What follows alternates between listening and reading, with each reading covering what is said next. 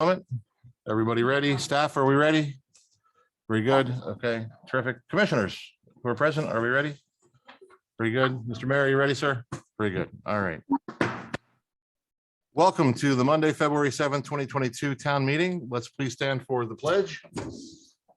Good morning. I pledge allegiance to the flag of the United States of America and to the republic for which stands one nation under God, indivisible, with liberty and justice for all. Good evening. At this time, if you have a cell phone, I'm going to ask you to turn it to its silent mode or turn it off out of respect for decorum for our meeting. I'm going to confirm mine is so. Is it silent? No, I'm hearing it. Hear it? Okay, staff. Was that us? We got a cross channel.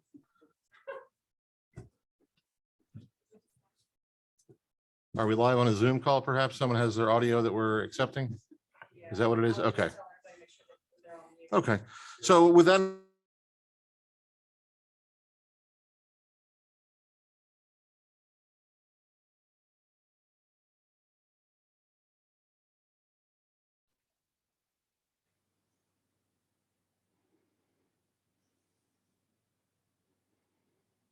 Shit.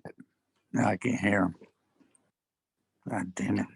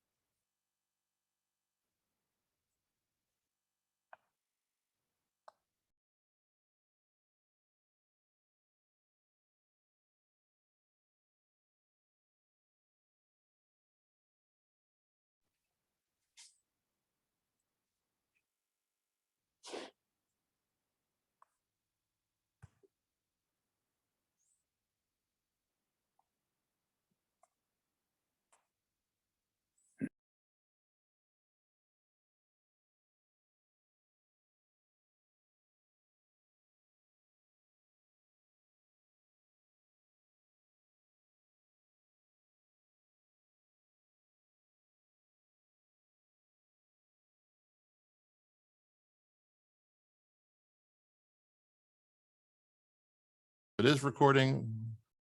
We're going to pause for a moment. How about now? Are we better off? Test. Anybody? Okay. Yes, Zach. Commissioner O'Donnell, can hear you. Commissioner Burns, very good. Commissioner Burns, were you able to hear the earlier parts of what was shared? No, the only thing that we were able to hear was the Pledge of Allegiance, and then everything went mute. Okay. All right. Well, I'll just rehash. I don't think I have to hit everything, but we did announce the meetings that will be forthcoming. Most importantly, our next town meeting will occur on Monday, March 7th at 7:30 p.m. here in the town office and via Zoom. We turned our attention to approve the minutes. We're there. I'm adding the comment that when I presented information about the multi-user trail and the RTP grant information we found out, I want to add what I had said the other night. I'm hoping to add that to the record that I intend to apply for another grant this spring through Moore. That didn't make it to the minutes, and I'm hoping to be sure that gets added. Anybody else have anything they want to modify or correct? Hearing none, is there a motion to accept the minutes as presented? I'll make a motion to accept the January 11th minutes as modified. Thank you. Is there a second for Commissioner Ritz's motion? I'll second. Motion's been made by Commissioner Ritz, seconded by Commissioner Davis. Is there any further comment? Hearing none, all in favor, please say aye. Aye. Aye. Aye. Thank you. Motion carries 5-0 with Commissioners Ritz, Davis, Sweeney, O'Donnell present, and Commissioner Burns attending via Zoom, and Mayor Briggs in person. All right, we now move forward. We turn to the deputies for the police report. Deputy Ahal, good evening.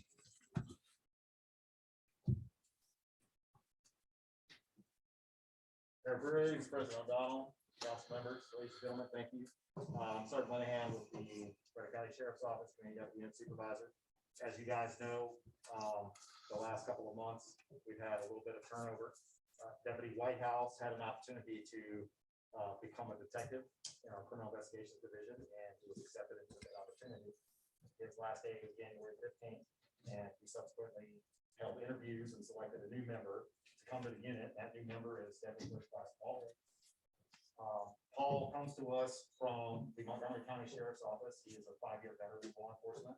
He's born and raised in Montgomery County, but does have family here in Frederick County. He's married, his wife, and he are expecting their first child later this year, so he's excited. He is particularly excited to get to know everybody in and around Emmitsburg and dive into the community policing aspect of what we do. And without further ado, I'll let him come up here and say a few words. Can you turn that mic on?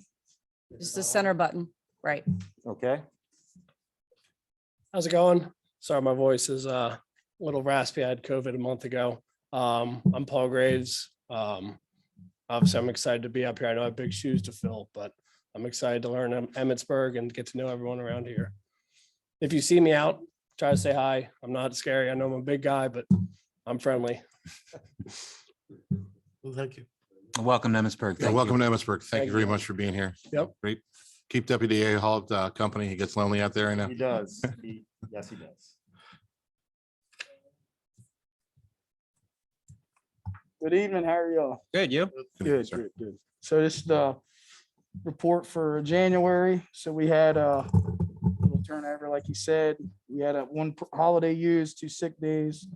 White House went to CID. We had police run training, 6 special assignments for town functions in the town. We handled 213 calls for service, 5 total arrests. Did 101 directed patrols, 38 traffic stops, and 4 wind cards. We had 4 handguns recovered from 2 separate traffic stops, along with some CDS. 1 assault arrest was a first-degree assault, took place in West Main. And we had an open child abuse case, which I'm very pleased and happy to announce that the marshals picked that individual up tonight in another state, and that case should be closed out soon.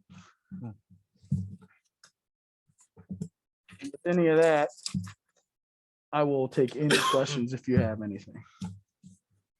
Any questions for the deputy? No questions. Just thank you for everything, like as usual. Saw you up on North Seaton the other night. Traffic enforcement is in full, like 100% wide open. Appreciate that. And we're working on Brookfield. Just give us some time to work on that. Takes a little time. But we're getting it. That sign's new. So people are just like oblivious to it, you know, so I've only had like 1 completely blow it and the rest kind of did their little California roll and stop. So it's just an education process that we're going to educate people. We're not out to just hammer them with tickets. We're just out to educate. So that'll take about a month and then we'll see how we go from there. North Seaton, obviously, I know there's always speeders there, and East and West Main is wide open during ski season, but we are treating that appropriately. Great. I think we're at already almost close to 100 stops, so Okay. should be good to go. Thank you. I do have to tell a little story here real quick. The other night, other than, chasing criminals, the deputies every once in a while use our activities building at the on Creamery Road to have their meals and use their the microwave and what have you. And they keep a close eye on our ice cream. That is And, true. when they went in on Thursday evening, the ice cream was melted. We had a freezer issue and they saved us thousands and thousands of dollars of product. So, and they made the notifications and so you can have all the ice cream you want. You're good for another year. So Thank you. so that goes for both of you. So thank you for that. Thank you. It was last week. You just opened the window, right? You know, and let the air Right, come in, right. right? Deputy, I want to follow up with you on one thing. Appreciate your getting back to me so quickly after Mr. Metz had contacted me from Brookfield about his concerns about Brookfield Drive. I did share with him that you were offering to follow. Oh, you would be following. I'm not offering, but you would be following up. I haven't heard back from him since. So I hopefully if you've been in contact with him, that's best. But if not, I hope he's aware that, things are going to be changing very quickly in the neighborhood regarding the California stops and speed enforcement. So Right, I like your approach, though. Education before the. right. ordinance Yeah. passes. I think everybody deserves, they put speed limit signs up in my neighborhood. People had to be educated that they were there. And once they were educated, they slowed down. So it's a good approach, you know? Thank you, sir. All right, good. Hey, Commissioner O'Donnell, can I ask him a question real quick? Absolutely. Yes. Commissioner Burns. Hey, Deputy Ahalt, sorry I couldn't be there in person to ask you this question, but I heard a rumor that there's a possibility, I know, Commissioner Davis, and we've all discussed this at different points in time about some overtime for nights and weekends.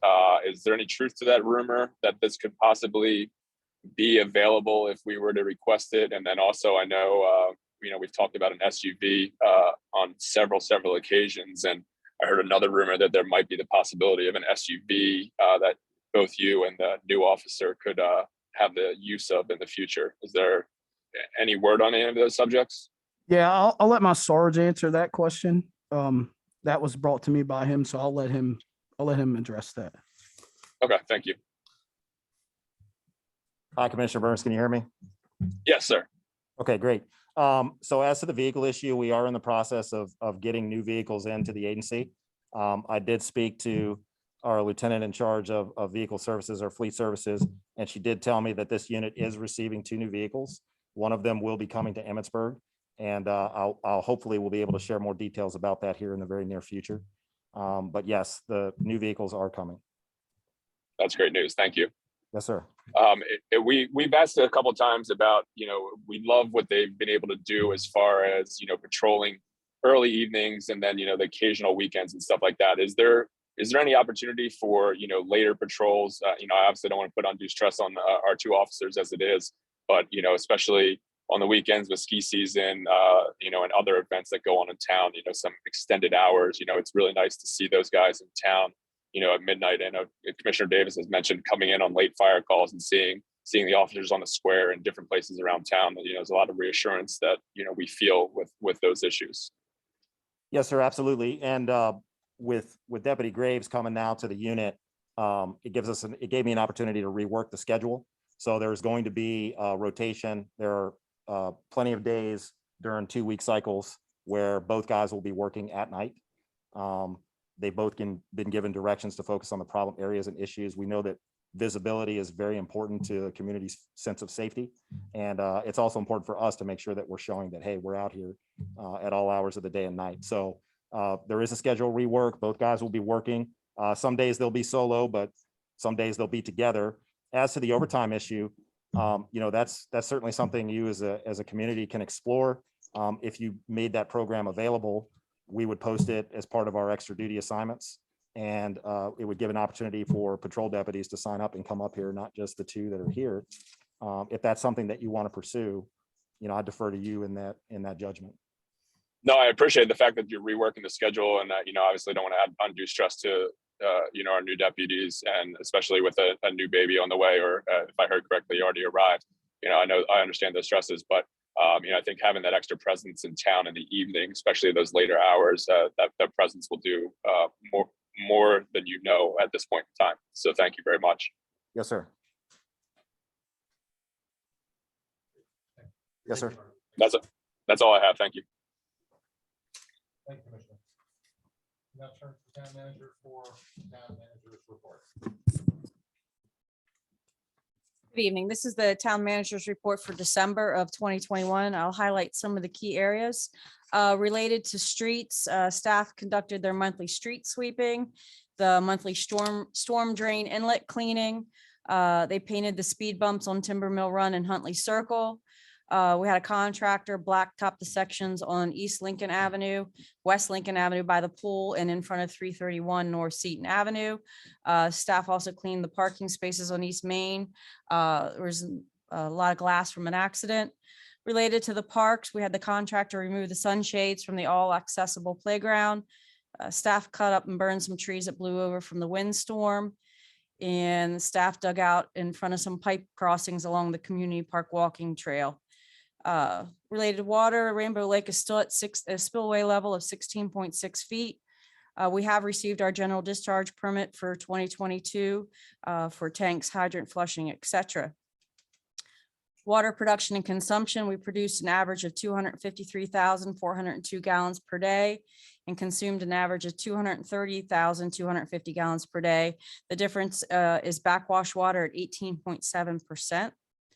We purchased 444,250 gallons of water from Mount St. Mary's in December. Related to wastewater, we treated an average of 354,000 gallons per day, consumed 230,250 gallons per day, which means that 35% of the wastewater treated was wild water. We did not have any spills of untreated sewage, nor did we exceed the plant's design capacity at any time in December. We received 1.4 inches of precipitation. We still have a surplus of 4.98 inches over the last 6 months. Trash pickup will remain Mondays in the month of February. I highlighted just some of the meetings I had in December. Some noteworthy items, staff continues to mark utilities for the ADA ramps, Redders, Federal Stone, Gas Company, Comcast, and the Irish Town Road projects. The staff assisted with the tree lighting event. We worked with the contractor on making the 8-inch and 10-inch water line connections from the town line to new water lines on Irish Town Road. Staff installed a new fuel tank at 142 South Seaton Maintenance Garage. Staff is collecting the data to complete the final state reports for water and sewer for 2021. Mr. Rehab, who is responsible for our sewer relining, was on site to clean, camera, and measure the lines in Emmett Gardens for the preliminary survey. Hopefully that work will begin within the next month or so. There were some roots, cracked pipes in a section that was overall pretty severe in Emmett Gardens. The LG Sonic was taken out of Rainbow Lake for the winter. The MDE grant application was submitted for Depaul Street and North Seaton water lines. That was due at the end of January. As far as the water and sewer rate and connection fee study, we're in the beginning stages. The contractor is in the process of just gathering data right now. And I believe everybody was CC'd on this email, but this building will be closed to everybody, including the public and all departments, on February 11th. The county has to shut all the power down to install the new generator that was damaged in the flooding last year. Staff will be teleworking, however, we will not be able to answer the phones. And that's the manager's report for December. Thank you. Is there any questions from Ms. Willetts regarding the report? I have one, Mr. Yes, sir. President. This related to a topic, one of your items in there before. It's not the same question, but it's related to it. And it's that very first one under noteworthy regarding that Hampton Valley Road. So I know we pump that out every 10 days. How long has that property been owned by the town? As long as I've been here, and we're actually looking at having that contracted out to pump the holding tank Okay. from that property. But as long as I've been here, the town has owned that property. I believe it's been a considerable amount of time. Our current tenants have been in there probably 5 years, if not more. Okay. That's the second part to my, well, third part to my question. So the second part that is for the pumping then. Mhm. So even though it's outside of town, technically it's still town limits. So It's still town-owned property. it's town-owned property, Yes. but is it within town limits? No. It's not. And so it's up by our wells and the water plant. So, but it's not. No, in the town boundary of Emmitsburg, it is not in the town boundary. Okay. It's close, but not. Correct. It's Okay. up, if you go up Hampton Valley Road towards the plant and the Rainbow Lake. Yeah, I didn't know where the line was. I thought maybe it fell within the boundaries. No. So this brings me to my next question. You said that the current tenant's been in there for 5 years. How long is that lease for? It's a year-to-year lease. Okay. Mhm. And then it just gets approved by the mayor and you every year? It's been renewed every year, yes. Okay. Because So I was we gonna have had no problems with them at all. There's been discussion of possibly selling the property, but there's the difficulties because there is no sewer system to it. It's just a holding tank, which makes the property less desirable. But to free up staff time, we're going to look to contract out the pumping of the tank. So it's similar, like the 303 West Lincoln, I know has a longer lease and that's coming up later this year. Right. So I guess I was going to say, yeah, as long as I've been a commissioner, I don't remember ever reviewing that said lease. I was just curious as to why anything like that didn't come before the board. I think A lease most leases, agreement. I think most leases have been approved by the town manager and the mayor for rental properties. As long as I've been here, that's the way that the rental properties have happened, that the board does not approve yearly or 3-year leases. Gotcha. Sounds like we're getting out of the rental property business though. So, okay. Yes. All right, that was, that's all I had. It was just related to that one item. Thank you, Mr. President. Any other questions for the town manager related to the report? So I've got a couple. Just trying to follow up on. Your mic, Commissioner. Sorry. Yes. All right. I've got a couple. I'll be quick. The Comcast project. The meeting that related to that. It's my understanding that we're going to be seeing the cable replaced in the neighborhoods. Is that correct? No, that was an Or- error. So there'll be no Comcast work. Oh, Correct. Yeah, it was an error. There's no Comcast project. It's basically when they come in to make repairs to existing lines. So I guess okay. project was not the right word Okay. for that. All right. Moving from there, the Mr. Rehab Mhm. camera work and investigate inspections of all the water lines and sewer lines. How far along are they in the process regarding the overview of the town? I thought we were going neighborhood by neighborhood. We are. Is that still our Yes. plan? Okay. So this was, So, this is what staff determined was the best, the most needed location for this upcoming year. The board approved a 3-year contract with Mr. Rehab 3 years ago. So this will go back out to bid prior to next fiscal year okay. as we continue to determine areas that need relined. Okay. So sequentially, where have we hit? We've hit, So well, you tell me, I'm sorry. we have hit, this is a trick question. We've Okay, hit sorry. East Main Street down to, I believe, Creamery Road. Okay. We have done the line behind the post office. It goes all the way to Mother Seton. Okay. And there was one other smaller section that we did as well. And now we'll have Emmett Gardens. Terrific. And the intent is, so everybody knows, this is part of a long-term process that we're dedicated to Correct. making sure that we know what we're dealing with our system, our water and sewer systems, what repairs are necessary to prioritize them.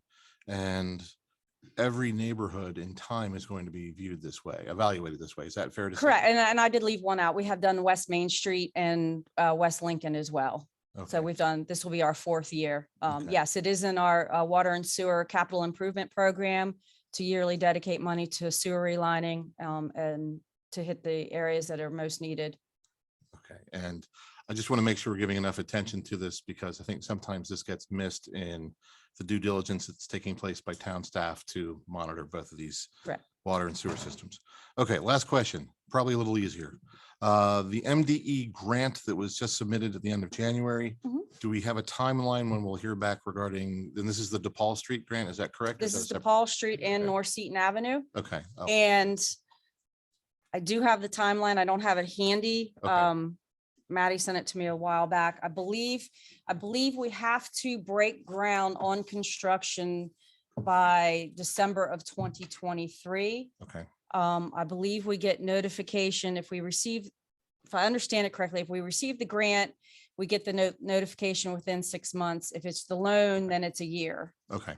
But I can get you the exact timeline. It's on my email. That's terrific. Okay, I just want to have a sense as to looking forward to good news about that also, because I know DePaul Street's critical.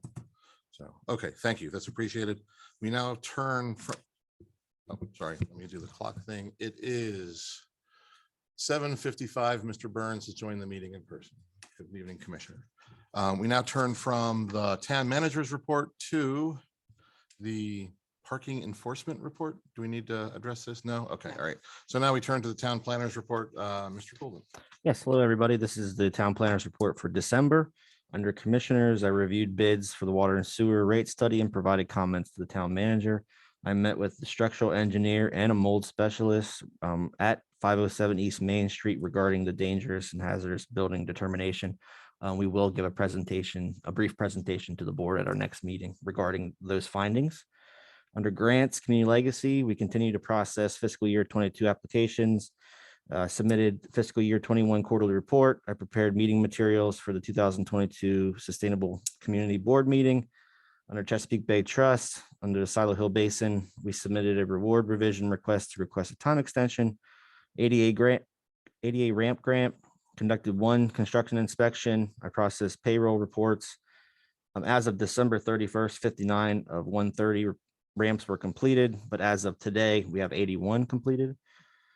Community development block grant, the DePaul Street water line. I processed 44 completed income surveys. I continue to reach out to missing survey properties.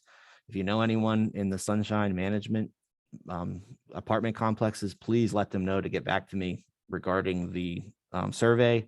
It's critical for us to receive a grant for whatever MDE doesn't provide.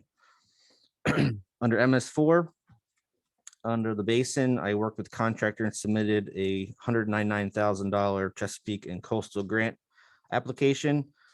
Stormwater management utility feasibility study project. I worked with the contractor on creating educational flyer. I attended the feasibility advisory committee meeting, and I also attended a virtual meeting follow-up on the 17th.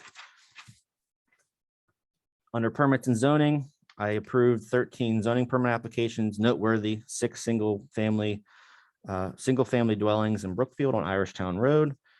I processed 4 backflow preventer applications. Please remember to get your backflow preventer installed in your home.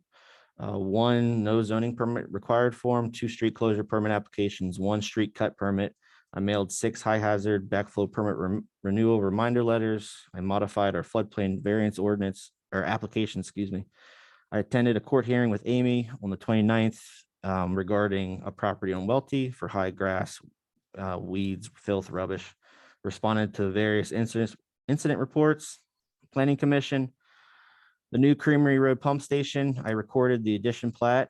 I finalized the deeds of easements for Irishtown Road, reviewed various construction reports with our engineer, processed street closure permit, Rudders, worked with the engineer on the sewer construction specification approvals. Christ Community Church, I reviewed a concept plan and provided preliminary comments to the developer's engineer. I also spoke with the developer's traffic engineer on proposed traffic study. And I also completed the 2021 annual Planning Commission report. Under miscellaneous, I attended a meeting with the mayor and potential developer on the 2nd. I attended a virtual Frederick County Hazard Mitigation Plan meeting, prepared a Board of Appeals Scott Fraser new member packet, provided information to the county contractor on the hazard mitigation plan. I also attended a conference call on the National Flood Insurance Program and floodplain maps update, and a conference call with the mayor regarding Brookfield entrance lots rezoning requests. And as always, there's our new business and development updates if you have any questions.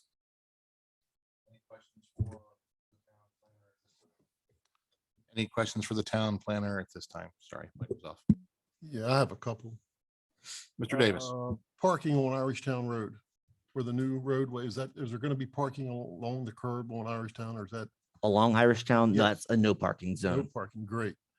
I think that's what the people wanted to hear. So, okay. It is, they are parking there temporarily for construction vehicles. Sure. Oh, yeah, that's Yeah. fine. Yeah, I understand that, Yep. but it won't be once the homes are. Correct. Great. The Reaver property on Chesapeake, what's happening with that? Where are you at? The Reaver property on Chesapeake Avenue? Oh, yes. He obtained his permits, or he retained 1 zoning permit to have a multifamily dwelling there unit. Okay. Can you explain to us, I know one of the other commissioners, I think maybe 2 of the commissioners might have a question on the water sewer connection rates there, how we're doing that? At the Reaver property? Yes, Oh, so it used to be the tavern, right. Red's Tavern. Right. So they were already allocated 1 water and 1 sewer tap. So he received credit for 1 water, 1 sewer tap. However, he had to pay the new unit fee, and he also had to pay the impact fee of $1,200. So it was like over 10,000 to put a second unit in there? Oh, to put a second unit, I mean, for his, yeah, in order to do a second unit on top of unit A that he was just approved for, Right. he would have to pay the new water sewer impact fee. So, I'm sorry. 8,200 for water, 8,000 for sewer, 1,200 for impact, 200 for zoning, 350 for water meter fee. If I'm catching what you're saying. yeah, that's what I'm saying. I just don't like the answer. He didn't build a new building, and those fees, the way I read it, pertain to a new structure. That's not correct. It's for a new use, a new residential use.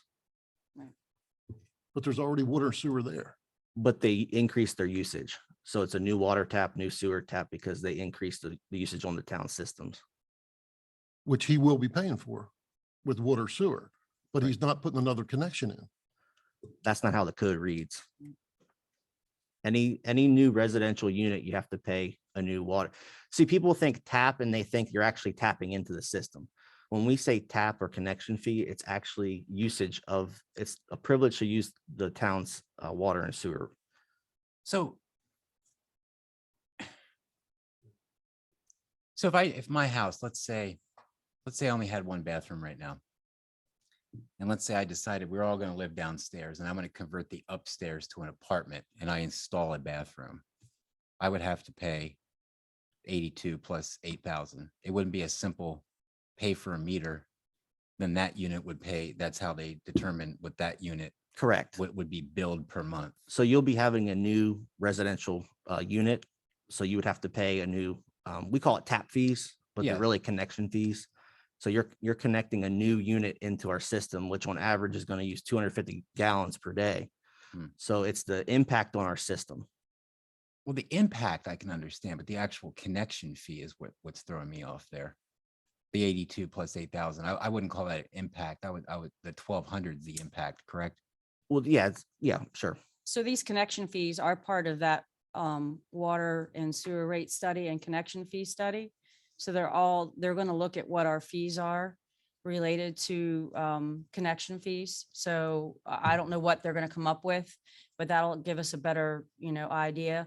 But this is the way the code has been written. It's always been written that way, that, for example, you take one of the apartment buildings here, you can't have just one connection and say, okay, I'm only going to allocate 250 gallons per day for, let's just say the Depaul Street Apartments, one of the buildings, because the state of Maryland requires 250 gallons per day be allocated for each basic user of the system. So each resident is required to have 250 gallons per day. So if you take the Depaul Street Apartments, you can't just have one connection, 250 gallons per day allocated to, I don't know, how many apartments are in there, 20, 25? 20. Yeah, that's a really good analogy. Wouldn't the Depaul Street Apartments still fall under the remember how when Mr. Sandy first came to us? That was just my example. I could do a house and Well, do 6 apartments. I remember because we looked at that and I remember he wanted to put that hotel in. We're like, oh my God, we're going to run out of water taps. And then we revised that schedule, and it was like per fixture, which made That's sense. commercial. That's all commercial. Made sense for the hotel, but at the same token, though, I don't know. It just seems odd to me.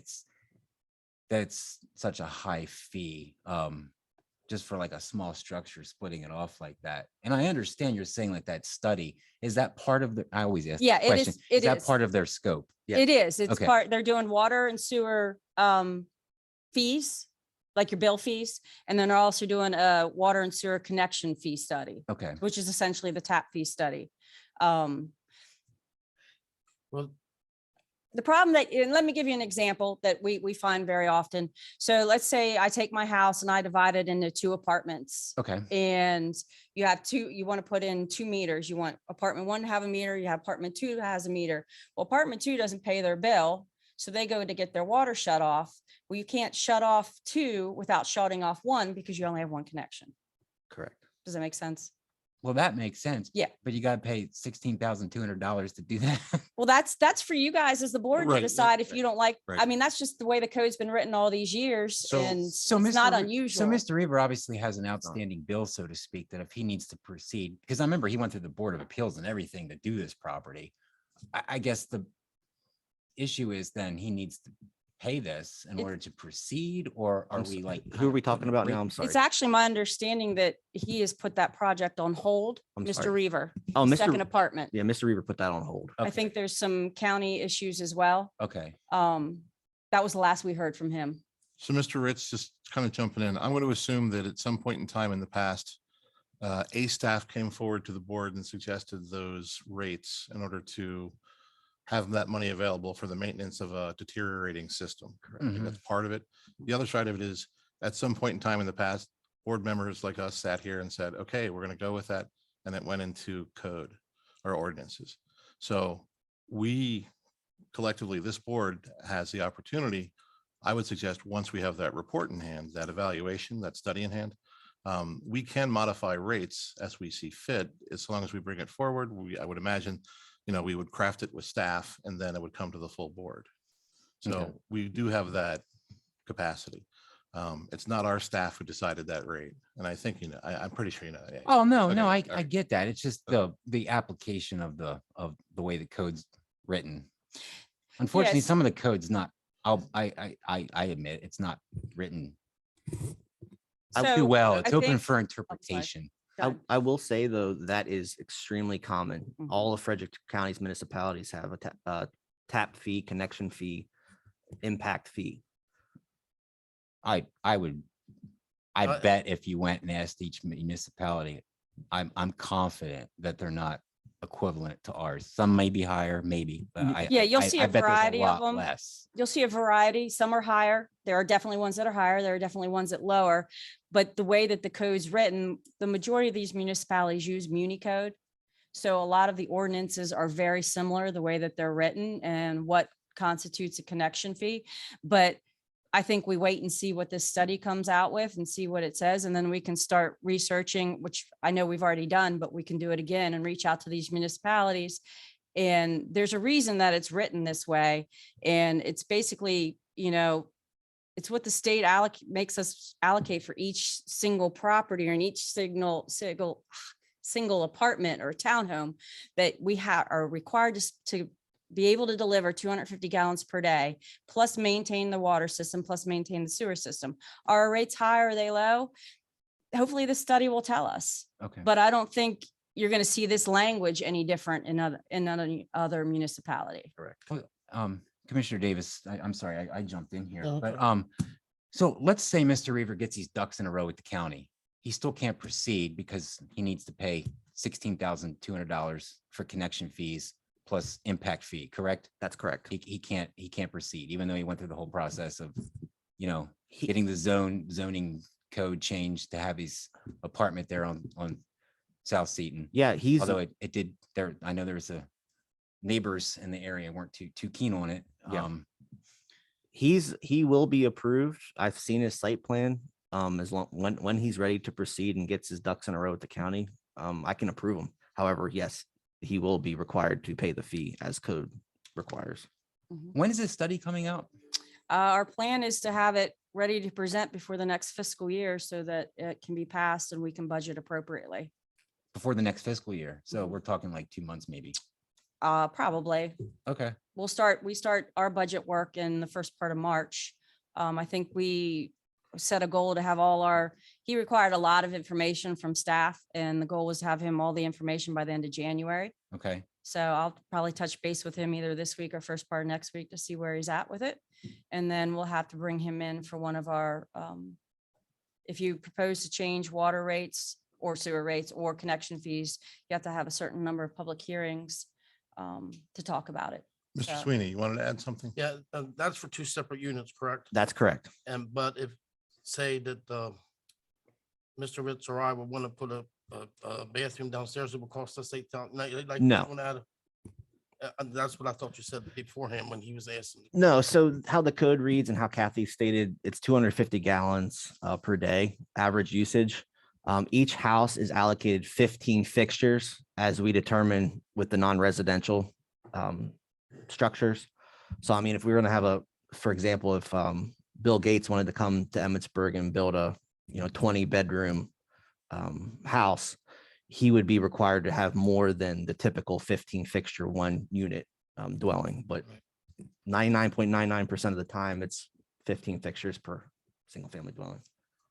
Commissioner, Mr. Burns. just to answer what you were asking about the different fees or whatever. So just a quick search. So Frederick City, you're looking at 6,300 for water impact fee and sewers 5,500. Okay. In comparison, but they also have much higher rates for their water, sewer bills and things of that nature. But that's just quick right there. So if you're looking for comparisons, like you said, it feels really high or really low or anything like that. That's just quick for Frederick City, but sure. Urbana, everywhere else. We quickly did a search. Everybody's comparable somewhere in that range. Yeah, I would also caution looking at everybody else because everybody has different systems. Yeah. Yeah, well, but Zach, that's the, we always want to look at everybody else. Oh, I agree. with what you're saying. I agree. But, Yep. you know. But everybody has sometimes it's different. apples and oranges. Yeah, go ahead. Just one more quick question. What if this building has less than 15 fixtures in it? I mean, we've taken a restaurant and made it into 2 little 1-bedroom apartments.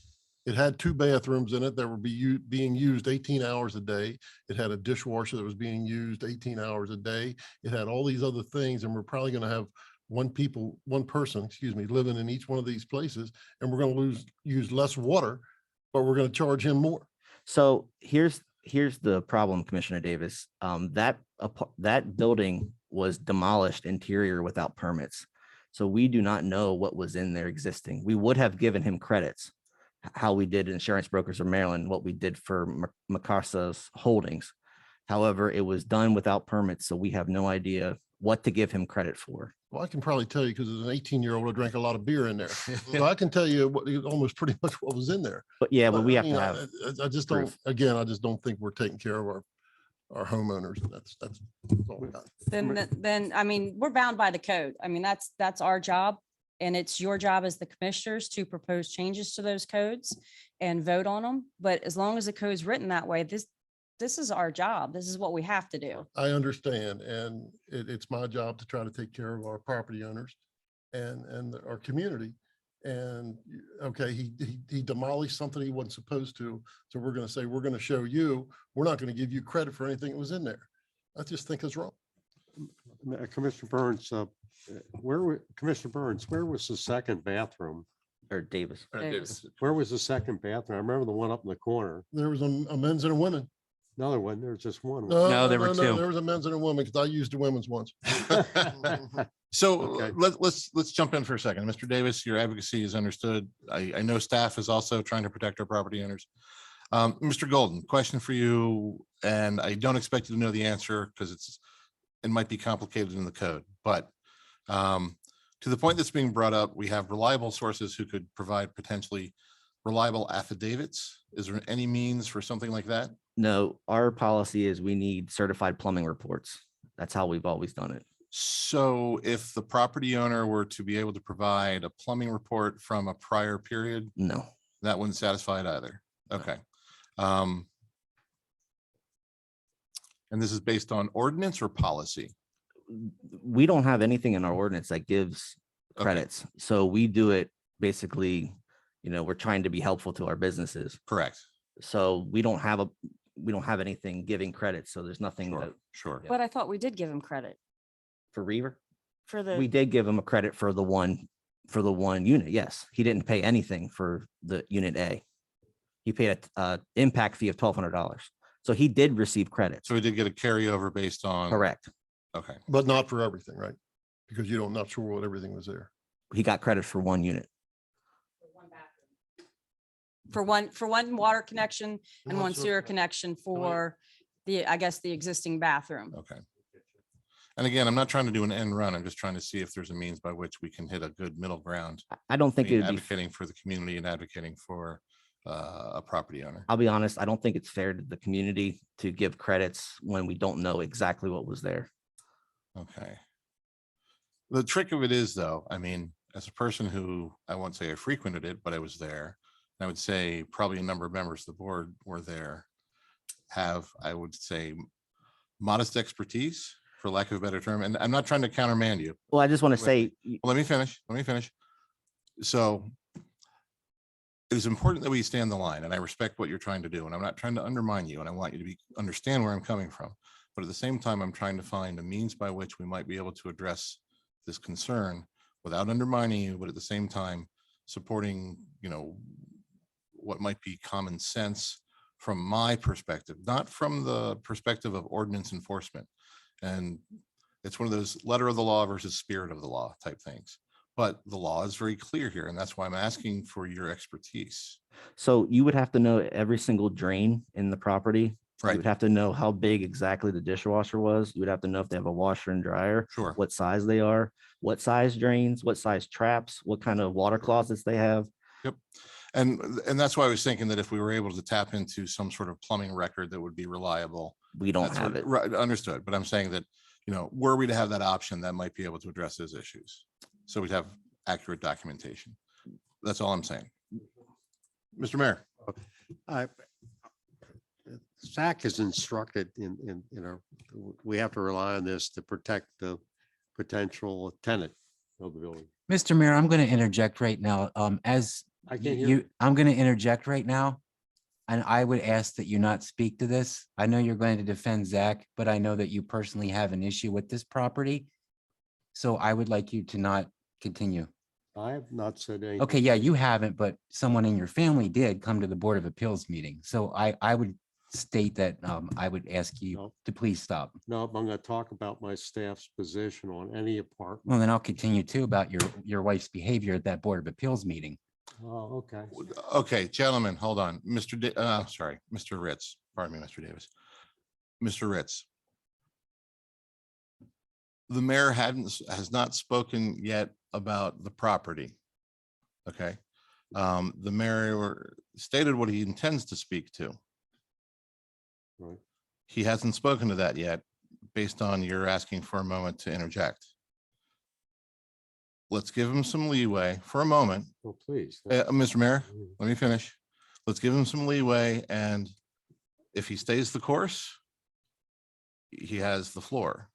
If he varies from it based on your request and the notion of recusing himself based on a family member asking for or expressing an opinion on the issue, I see where you're coming from. I concur, but let's give him the leeway to speak to advocating for staff.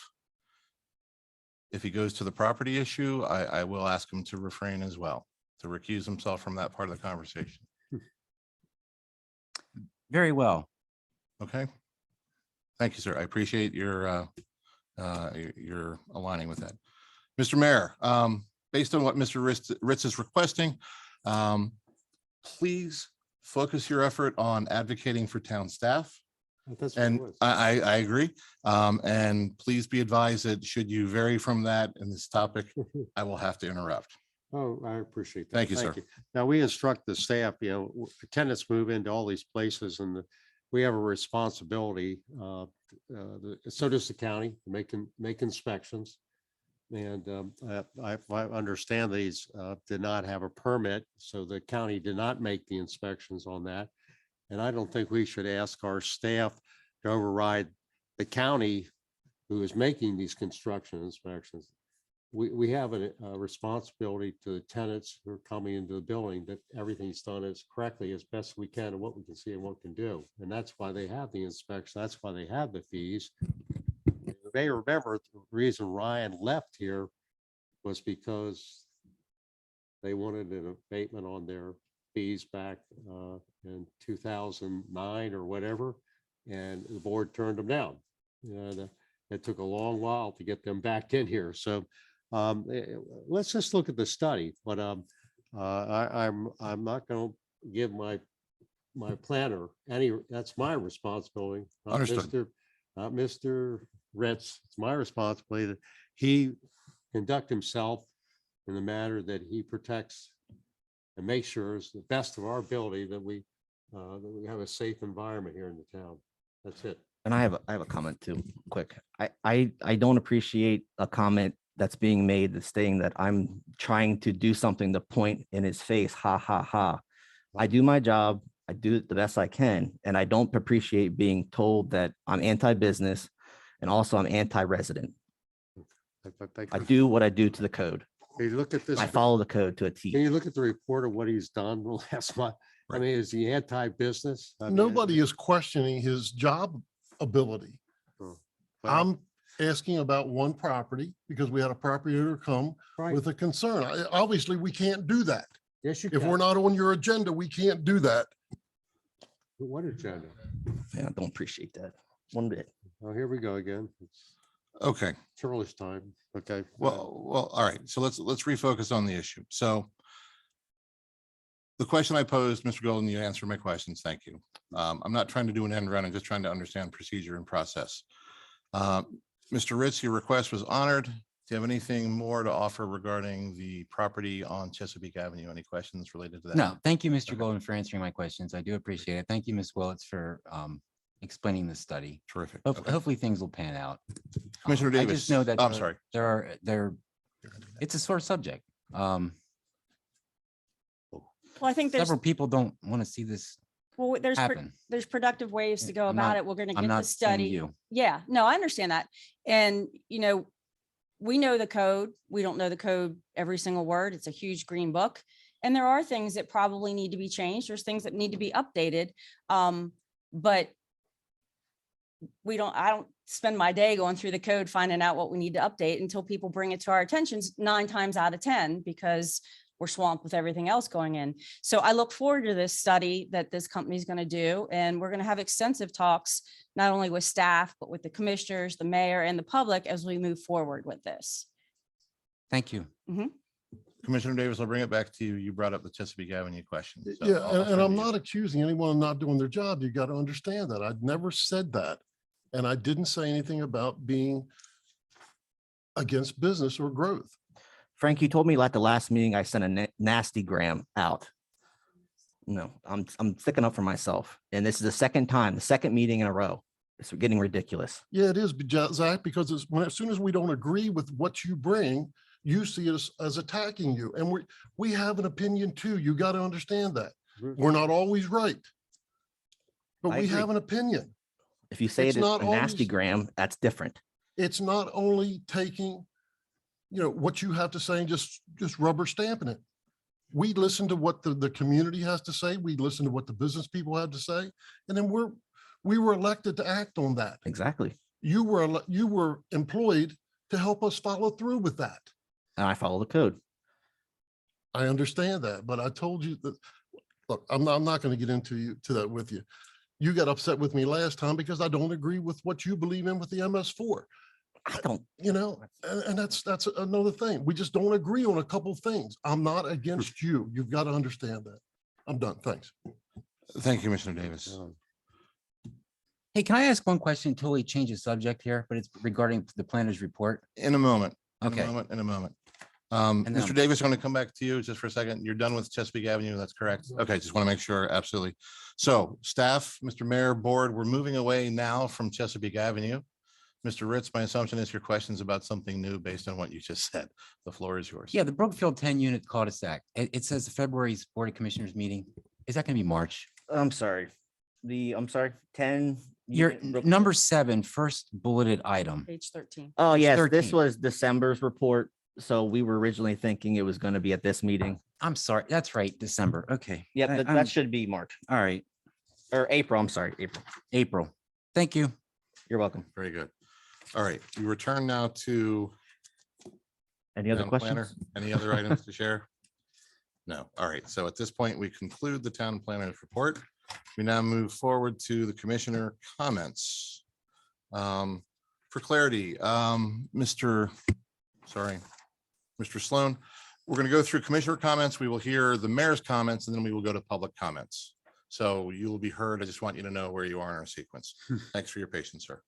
Okay, so Commissioner Burns, sir.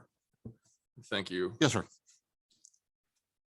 I don't really have much to say for this past month. It's been a fairly productive month here in town. There's a lot of questions about things that are going on, a lot of potential businesses that are thinking about coming in, a lot of room for growth with different housing units and things of that nature. And just know that there's a lot of things going on behind the scenes and a lot of conversations being had amongst commissioners, town staff, and everyone involved to try to have the best outcome for all those involved, the community, the town, the surrounding communities, and everything else. So we've been working hard, having a lot of conversations, doing our research, looking into things, and hopefully we can point ourselves in the right direction, and everybody will be happy with what we're able to do and what we're continuing to do as we move forward.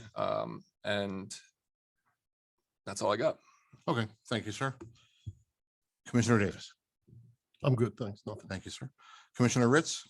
I always thank our news press corps for coming. So thank you to the Frederick News Post and Emmitsburg News Journal for reporting on our town. whether good or bad. I was going to mention the Mr. Metz and the speed bumps because we were all in the that email, but thank you for Deputy Ahalt for bringing that to our attention. You know, a little bit of an education regarding the intersection there. So I think that that's probably the best course of action at this time, and then we'll see how that goes. So thank you. That's all I had. Thanks. Thank you, sir. Commissioner Sweeney. I'm good. That's good. Okay. I have been interacting with the town staff and our town attorney regarding zoning procedures. I got feedback from the town attorney, and basically we've been adding a step to our zoning process that's not necessary. She's advised that we drop a step regarding how we hear about some of the information, and that'll allow us to have a more streamlined process, but at the same time, it will still allow board input at the appropriate time. So be mindful of that. She brought that forward to my attention, and I think staff brought that to her. So thank you, staff, for following up on that. I was able to attend a meeting with the Frederick County Public Library. They are currently doing a programs survey. They want to hear from the community, whether you are old or young at heart. They really want to cater and tailor their programs to you. They're working on their budgeting process, and therefore they want to know and hear what you want for your young people, for your tweens, for your teenagers, for your young adults, adults and seniors. They were very committed to this concept of tailoring what they're going to do for the town of Emmitsburg. So give your librarians the feedback or send them an email. They would appreciate that. I was able to attend a Community Heritage Day committee meeting. Mr. Sweeney was there as well. Plans are for an in-person Community Heritage Day as of the moment. The beer garden will be there. The Lions Club will be there. We're planning on, or it is being planned to have food trucks again and other wonderful amenities again for the community to come together. And I anticipate they'll come forward again to ask at the appropriate time to have the pool free, but I'll see that now. The feedback I've received from homeowners recently, some of the concerns relate to parties that have taken place over in Silo Hill. Another complaint came from a resident, again, Mr. Metz on Carrot Court, about speeding on Brookfield Road with the new setup. The deputies seem to be very keen to, are very aware of that and are acting on that, which is nice to see. I had an inquiry related to the property on Carrot Court that had burned. I was told that a fence will be placed around the structure, what's left of the structure, within the next 30 days. So at this point, 15 days. There are crews there presently through the week demolishing the building. It's all going into a dumpster. So there is progress being made on that. The Turkey Trot t-shirts are in. They are being distributed almost as we speak. There will be information on that on the Emmitsburg Trails Facebook page. Finally, there was a meeting among the folks for the trail team, sort of an informal group getting together. Trails are now open. The multi-user trail is now open, but we're in the middle of the mud season. So the good news is we have access beyond Sundays. The bad news is we are in the middle of the freeze thaw cycle. So please respect the trails. If they're muddy, please refrain from using the trails up on the mountain by Rainbow Lake. And that concludes my comments. At this time, I turn to the mayor. Mr. Mayor. Excuse me. Thank you very much. Just a couple of things. We had interviews on the 18th for Town Clerk with our Miss Hadaway. And is this the right time to maybe talk about it or no? No, it'll be an agenda item. Okay, great. And I'll give you a report on that later. I met with the county executive. It was the Burgesses. They had a call, community call there this month. President Trainer had a spring State of the Mount virtual, and after 10 years, the Mount is coming to town. Finally, they're going to have a building here. They're going to put a graduate school out, the Daughters of Charities, which will be just a terrific addition to South Seaton and the town. Offer maybe 3 or 4 master's degrees and in physician assistants and maybe going into nursing. The ribbon cutting was held for Brookfield Drive, and congratulations to all the people there. It was let Sharon Hain do the cutting. She was there 10 years ago when we opened it up to one way out. Saw that happening, and she and a gentleman from the Brookfield Association, I think you all were there to open it up, and now we all get used to winging going in and out of there, and may have been going in and out anyway, but now we can do it safely. Duchess daughter had a luncheon with the Frederick County Builders Association for the mayors and Board of Realtors, and I think the Chamber of Commerce was there. It was a very, very interesting meeting. One of our Eric Soder, our planner, who lives in our subdivision, he gave a terrific speech on what's happening and the availability of taps, and there are probably going to be about 14,000 taps. And I wish I could give you the exact date where he's working on. Maybe it's right at this moment or going to be 14,000 lots available in the county, and 9,000 are in municipalities. So, and they're going like that's not enough for what the growth trend line for our county is. And it was a very interesting presentation. I think it might be one we might have to invite him to come here and give us a talk on, because it's I found it really fascinating. It's right down our alley. We had another meeting with Amanda Hadaway with our town office manager position, and MML is coming up. We'd like to find out how many of you gentlemen like to go to the summer, and I think it's going to be open up a little more, and we'll have more information for you when we get our town clerk here. And there is an MML meeting, chapter meeting later this month on the 28th, which I will attend. I will ask if anybody else would like to join me. And Mr. O'Donnell has in the past, and I think I'll ask him again. That's pretty much it right now. Thank you very much. Thank you, sir. At this time, we turn to public comments. Well, I'd like to come forward. Please identify yourself, provide us your home address, and see the timer here for your comments.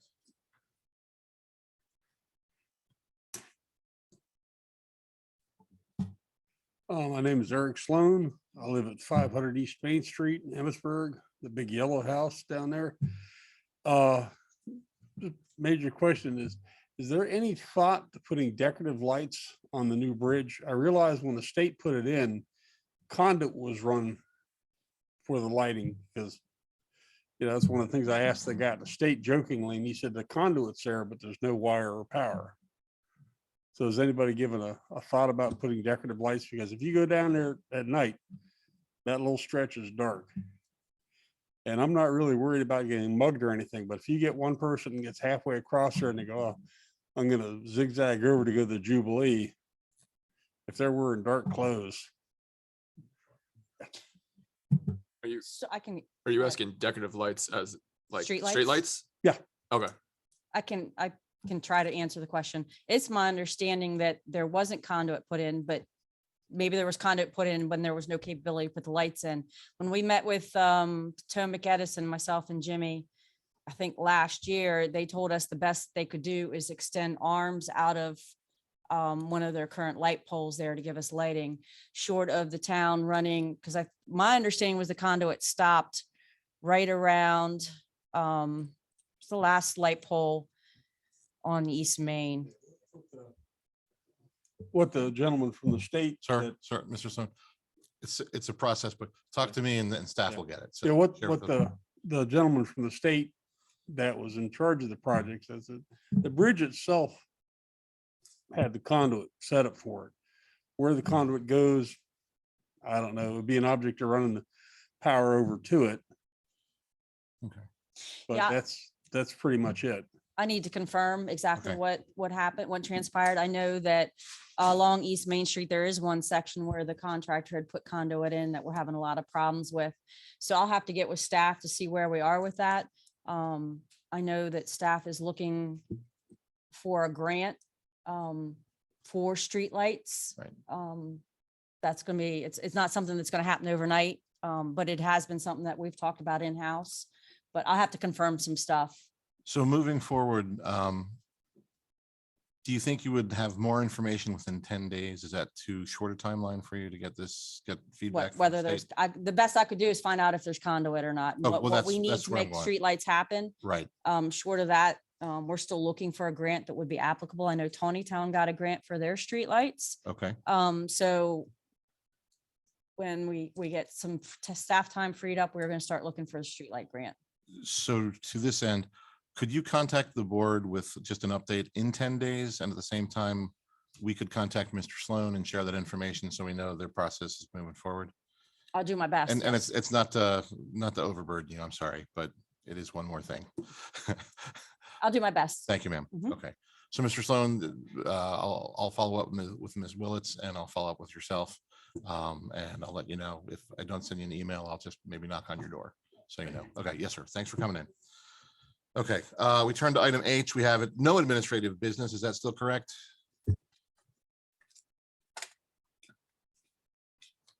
We I have, thought there were some other people for public comment. Oh, Is- all right, is I have- Agenda item number 1 is not public comment since it's informational. sure. I have They a want- single individual signed up here.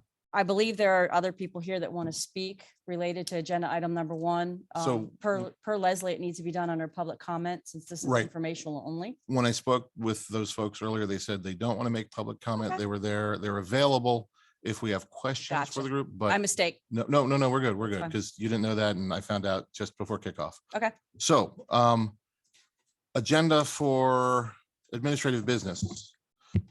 None, still confirming. All right, so now we turn to our consent agenda. Mr. President, Mr. before we continue, because I Ritz, know yes, we're sir. not allowed to do discussion, I just want full disclosure here that this report Which report, sir? for the consent agenda, the filing. Oh, very good. Okay, Because we're thank gonna consent. We're seeking consensus to approve it. Yes, Correct. That is Yes. correct, yes. I voted on this back on the 31st as a planning commission member. Right, So I will be abstaining tonight. understood. And I just wanted to point that out. Sure. There are appreciate- also some date corrections that we pointed out that night too, and I believe Mr. Golden is handling that. Okay, so Yep. They were corrected in this report. they've been updated in this. Mr. Ritz, do you concur? Yeah, it was just the date at the top, Yep. Oh, okay. the date of the letter, So one modification, so February 7th would be the proper date for that? February 8th, 2022. 2022. Okay, all right. All right, Mr. Golden, you're I'm on board? finished now. Thank you. Yes, yes, sir. Okay, all right. So to that end, we now turn to Yep. town planner for consent agenda item number 1's background. Yes, so in accordance with the land use article of Maryland, we are required to provide the Board of Commissioners and Mayor report of what the Planning Commission conducted in the previous year. Just noteworthy, I wanted to say that 32 single-family dwellings in 1 year is really significant for Emmitsburg. Other than that, if you have any specific questions on what we did, I'd love to answer your questions. Okay, so you're looking for consent from the board to approve submitting this. is that Just to correct? file it with the To board. Okay, to file it. All right. So is there a motion to provide consent for the filing of the 2021 Planning Commission report? I move. All right, is there a second for the motion made by Commissioner Sweeney? I'll second it. Motion's been made by Commissioner Sweeney, seconded by Commissioner Burns. All in favor, please say aye. Aye. Aye. Aye. Anyone against, please say nay. And we have one abstention. Mr. Davis, did you vote aye? I didn't hear you. I'm sorry. Okay. The motion carries 4-1, sorry, 4-0 with one abstention, Commissioner Ritz. Thank you. Okay, so now we turn to our next item. The treasurer's report. Good evening, this is Treasurer's Report for February 7th, 2022. This is the cash activity as of January 31st, 2022. We had a cash balance on January 1st of $7,629,254. We had deposits in the amount of $636,447, withdrawals in the amount of $701,546. That left us left us with an operating balance forward of $7,564,155.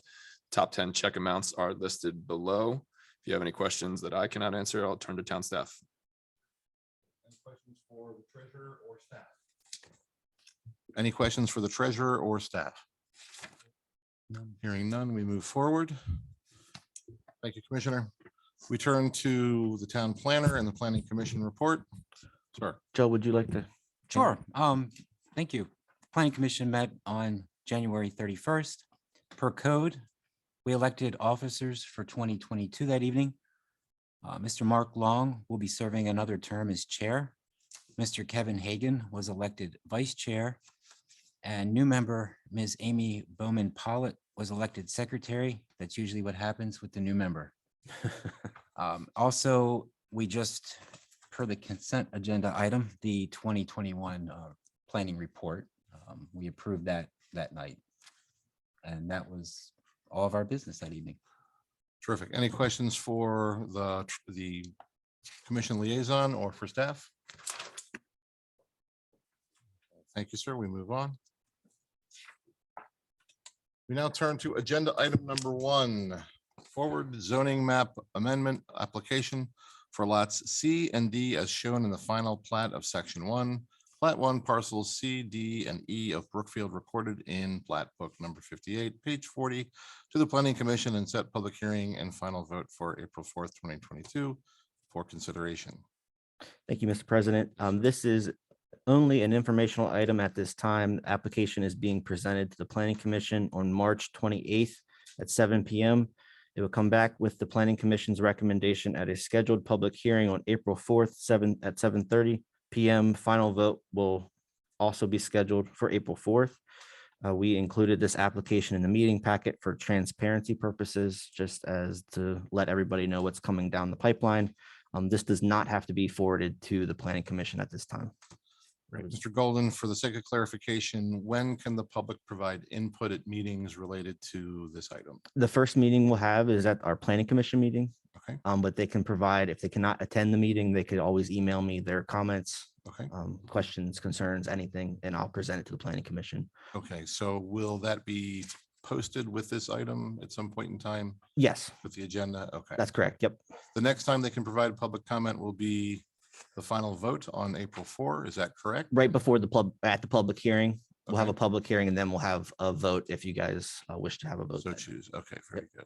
All right, so potentially 2 more times to be heard in that one meeting. That's correct. Okay, very good. All right, so any other items we need to add to agenda item number 1, information wise? No, sir. Terrific. I have a piece of clarification for Mr. Golden, just to make sure. Sure. Mr. Our Green. last planning meeting was Zoom only. Correct. The currently, of course, things could change. The meeting scheduled for March 28th is planning to be live in person and via Zoom, correct? March 28th and also February 28th will be in person. We have a Planning Commission meeting to review 4 plans in February, but yes, March will be in person. Thought we were getting off a month. Nope, unfortunately not. We're busy. Thank you. Commissioner Burns, any questions? No, very good. All right. Commissioner Sweeney, Commissioner Davis, nothing. Very good. Okay. We turn to agenda item number 2. In the packet, it's page 46 of 57. Approval of bid to pour 8 concrete slabs for ballfield bleachers for consideration. Yes, thank you. This is part of the local parks and playgrounds infrastructure grant. Basically, it was excess monies that I believe the state had, and then we had left over from other projects. We submitted 3 projects to the LPPI. This is the first one. The bid was to pour 8 concrete slabs for new ballfield bleachers. 3 total pads in the Eugene Myers Community Park and 5 in Memorial Park. 7 of them are 10 by 16. One is a 10 by 22 for an existing 21-foot bleacher that will be retained. We published the bid on January 4th, 2022. We published it on our website, Facebook, the e-Maryland Marketplace, as well as emailing it to potential bidders. Bids were due on January 25th. Myself, Ms. Shaw and Ms. Nail opened the bids, and then The bids were then turned over to Mr. Click for his final review and recommendations. The project's going to be funded through the LPPI. The concrete estimate grant was $17,400. The bleachers estimate was $55,900. On page 47, you'll see that we received 25 bids for concrete slabs. I think that's a record. Yes. Never had that happen before. You'll see on that page 1 through 25, there's a large variety of pricing. So staff selected based on the fact that they have done work for us many, many times in the past. Staff recommends Frederick County Paving for $14,325, which is under the a grant amount that we were approved for. Any questions for staff related to the recommendation? I just suggest we all get out of our jobs and go into concrete. Yeah, evidently. Cousin Vinny. Mhm. I'm wondering about the Aris Group's bid at $75,000. What type of gold they would be using to line the slab? I know. All right, maybe that's too sarcastic. Forgive me. All right, moving forward. With no questions for staff related to this item, is there a motion to accept the bid as recommended from Frederick County Paving of Thurmont, Maryland, in the sum of $14,325? I'll make a motion to accept the Frederick County paving bid for $14,325. Thank you, sir. Is there a second for Commissioner Sweeney's motion? I'll second it. Thank you. Motion's been made by Commissioner Sweeney, seconded by Commissioner Burns. Is there any further discussion? Hearing none, all in favor, please say aye. Aye. Aye. Motion carries 5-0. Thank you. All right. Commissioners present. We turn to agenda item number 4, approval of bid to construct and install 8 bleachers for ball fields for consideration. We now turn to staff. It's actually, that's the typo. It should be 7 bleachers because we are retaining one existing one. So we submitted the bids. The bleachers will be installed. 3 of them will go in the Eugene Myers Community Park, and then 4 will go into Memorial Park. Again, the RFP was published on website, Facebook, email, and marketplace, and submitted to potential bidders all on January 4th. Bids were opened on Monday, January 31st, again by myself, Ms. Nail, and Ms. Shaw. We received grant funding for this project through LPPI for a total of $55,900. On page 49, we received 11 bids. And the town recommends Green Sites Incorporated for $42,600. They are a local Maryland company, and they are the same company that did the small pavilions in Community Park that we've already just recently done. They worked very well with staff. We didn't have any complaints with them. So staff recommends, again, Green Sites for $42,600. It does fall in within the threshold of the grant. Terrific. Any questions for staff related to this item? I have one. Yes, sir, Mr. Rick. Just to make sure, you said it was a typo, so it's 7 bleachers. Was the bid was for 7? The RFP was for 7 bleachers. Okay. It just up here, copied it over from the concrete slabs. Gotcha. No worries. Thank you. Commissioner Burns? So 15 feet wide by how many levels? 5 I or believe 6? it's 5. Okay, cool. Yes, it's 5. We should have asked this for the previous question. The concrete slabs are going to be just big enough for the bleacher sections, or will they extend beyond the bleachers for people who like to bring their own chairs and things of that nature? Ooh. This is when I need Ms. Shaw handy. Sorry. I believe I I didn't bring the bids with us. I don't think it's, so I'm thinking the concrete it said, or the no, 10 by concrete's 16. 10 by 16. So, It's not going to be a lot okay, of room hung over okay, or hangover room. okay. Miss Willis. Yes. Oh, So the concrete will be the size of the bleachers. It will only be like a foot or 2 longer than the actual bleachers themselves. Does that include, Michelle, does that include the one that for the existing 21-foot bleacher? So that'll just be 1 foot total? Correct. Okay. Yeah, that's the one for the field that we just replaced last year Okay. in Memorial No, Park. The only reason I asked is, especially in the Eugene Myers Park, the one closest to the dog park and everything like that, a lot of people will sit on the walking path to, with their chairs and all those different things. And not that it creates a distraction for people that are walking, it's just, They're in the walking path. yeah, they're on the walking path. So Yeah. Well, it's not, hopefully, hopefully they lose won't some have the same bleachers. problem anymore. Yeah. right. So, quick question, just, and this is for the board.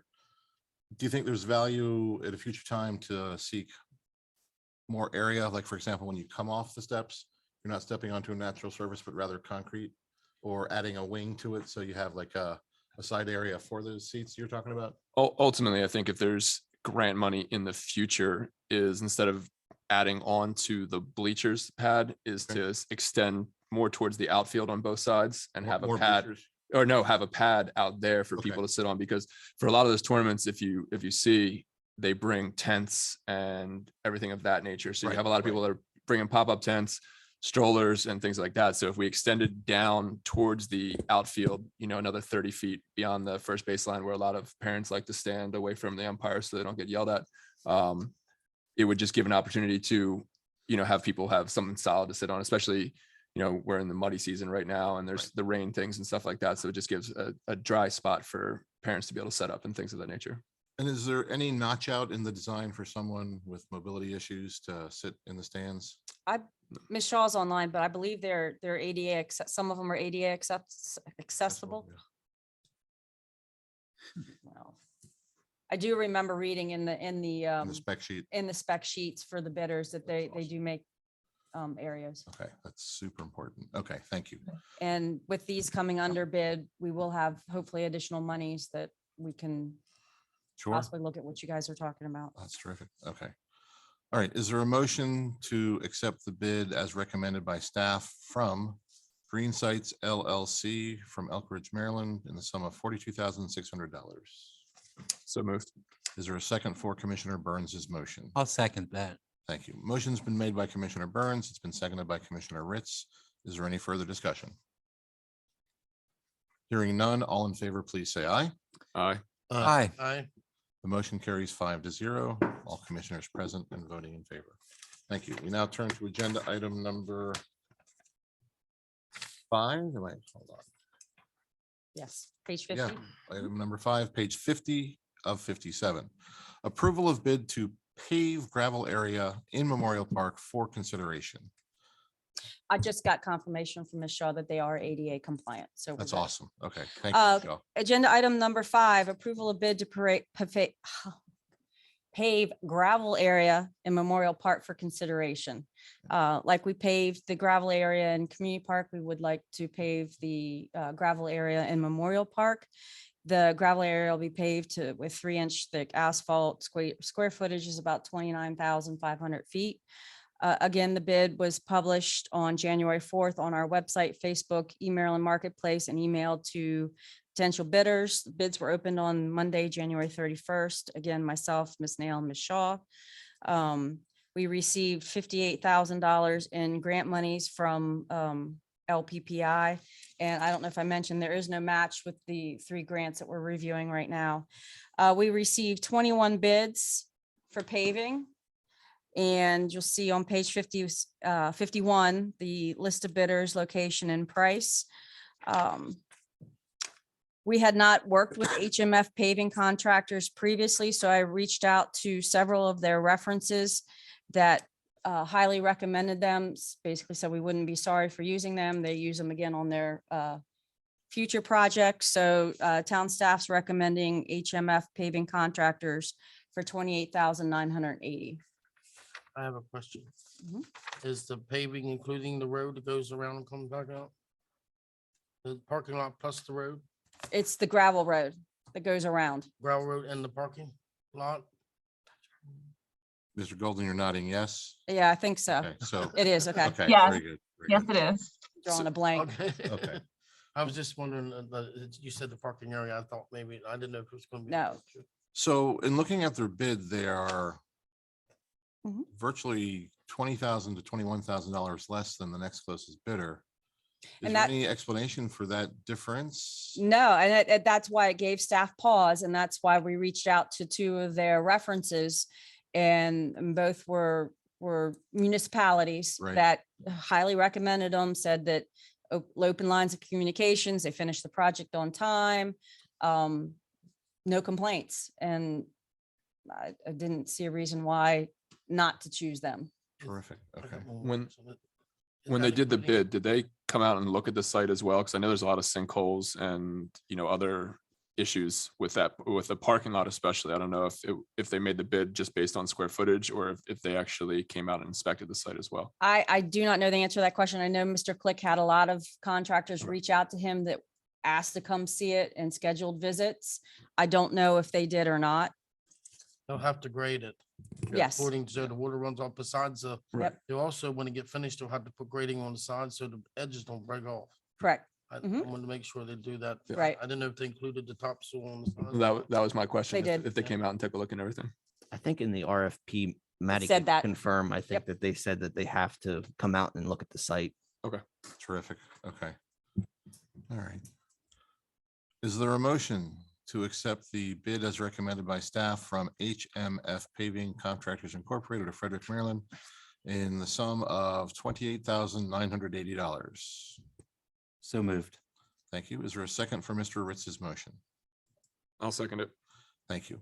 Motion's been made by Commissioner Ritz, seconded by Commissioner Burns. Is there any further discussion? I have one question for clarification I meant to ask, Yes, sir. and I'm assuming the answer is no, but because it's three separate RFPs, I did notice that the next closest bidder for this particular project is the winning bid that we just voted on tonight for the slabs. Mhm. Did they do any sort of, I guess they weren't able to do so because it was three separate bids, but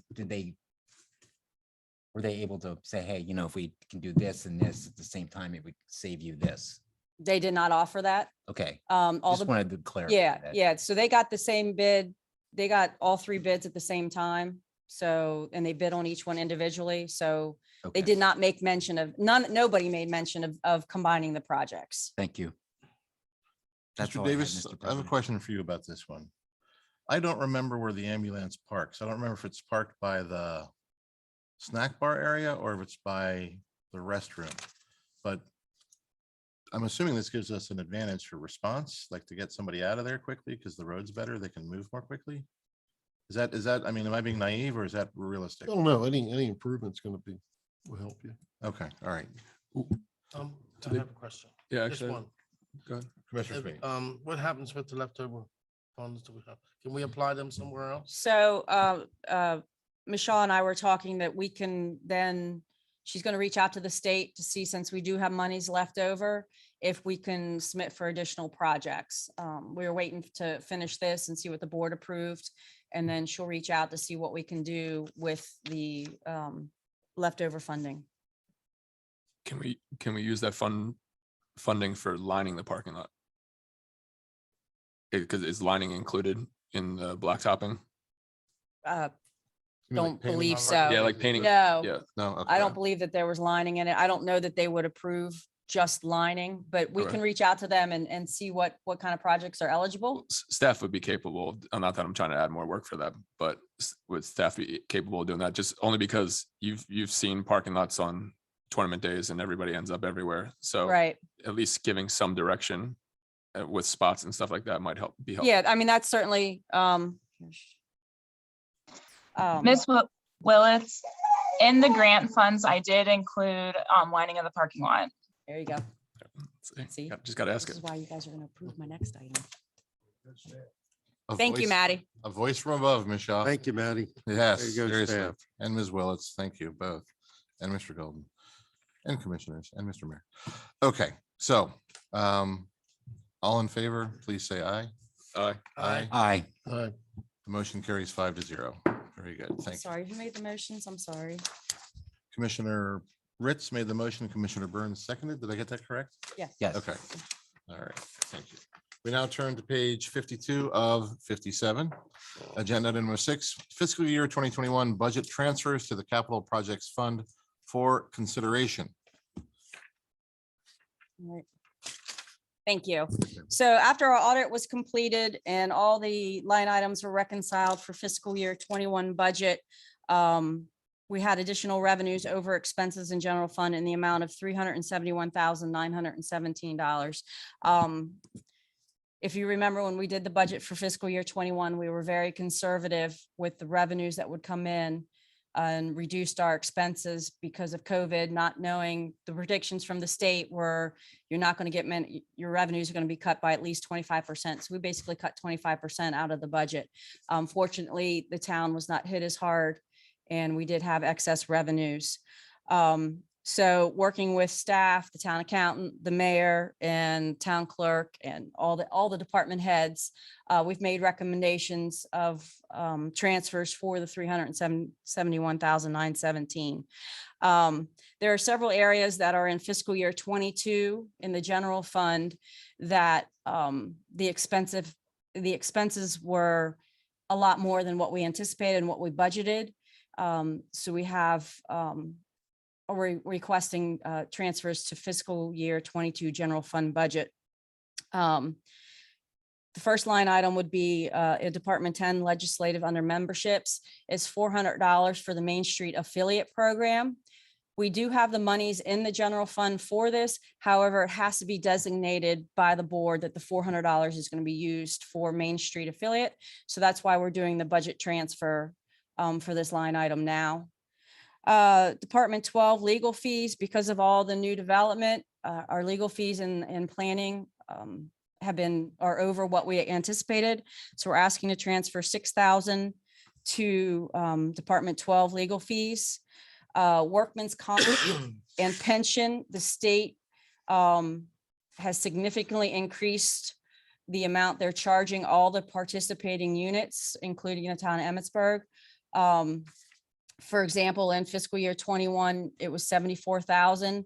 For fiscal year 22, it's on track to be about 89,000, which would be about a 15,000 increase. And then that's basically how the state's closing their gap on unfunded pension amounts. So we're looking to transfer 5,000 throughout general fund to the various departments for workman's comp. And same thing for pension, the pension fund of $10,000. So you're looking at a $21,400 transfer to the general fund for this year's fiscal year. Is there any questions for that section before I move? Mr. Ritz. I have one. Yes, sir.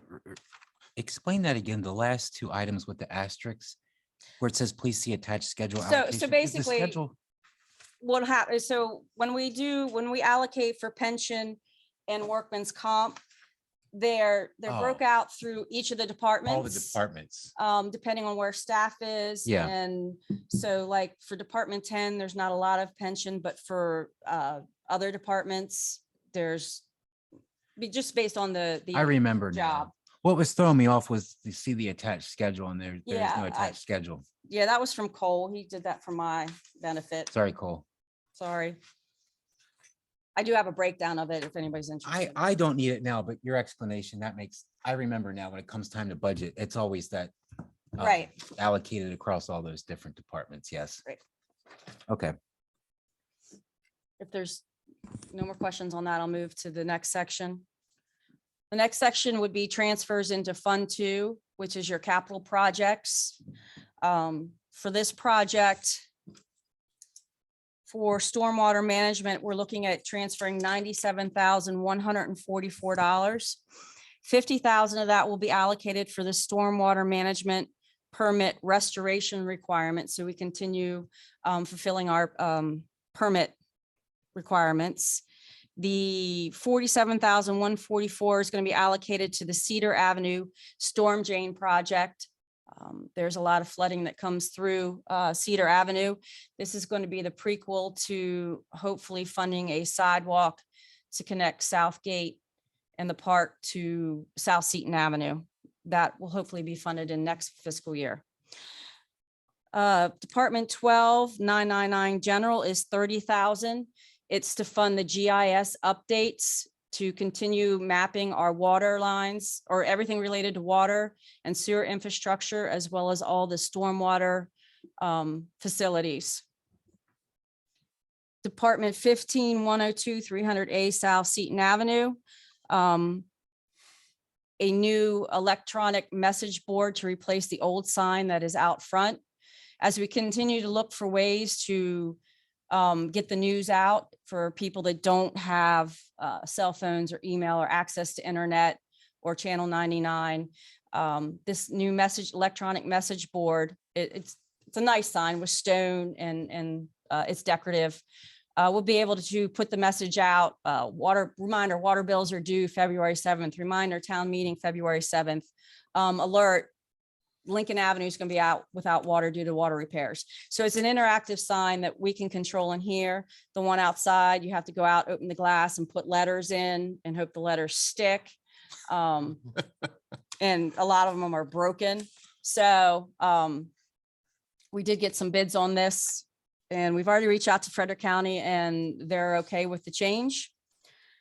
Department 33 equipment is $25,000 for a new air compressor.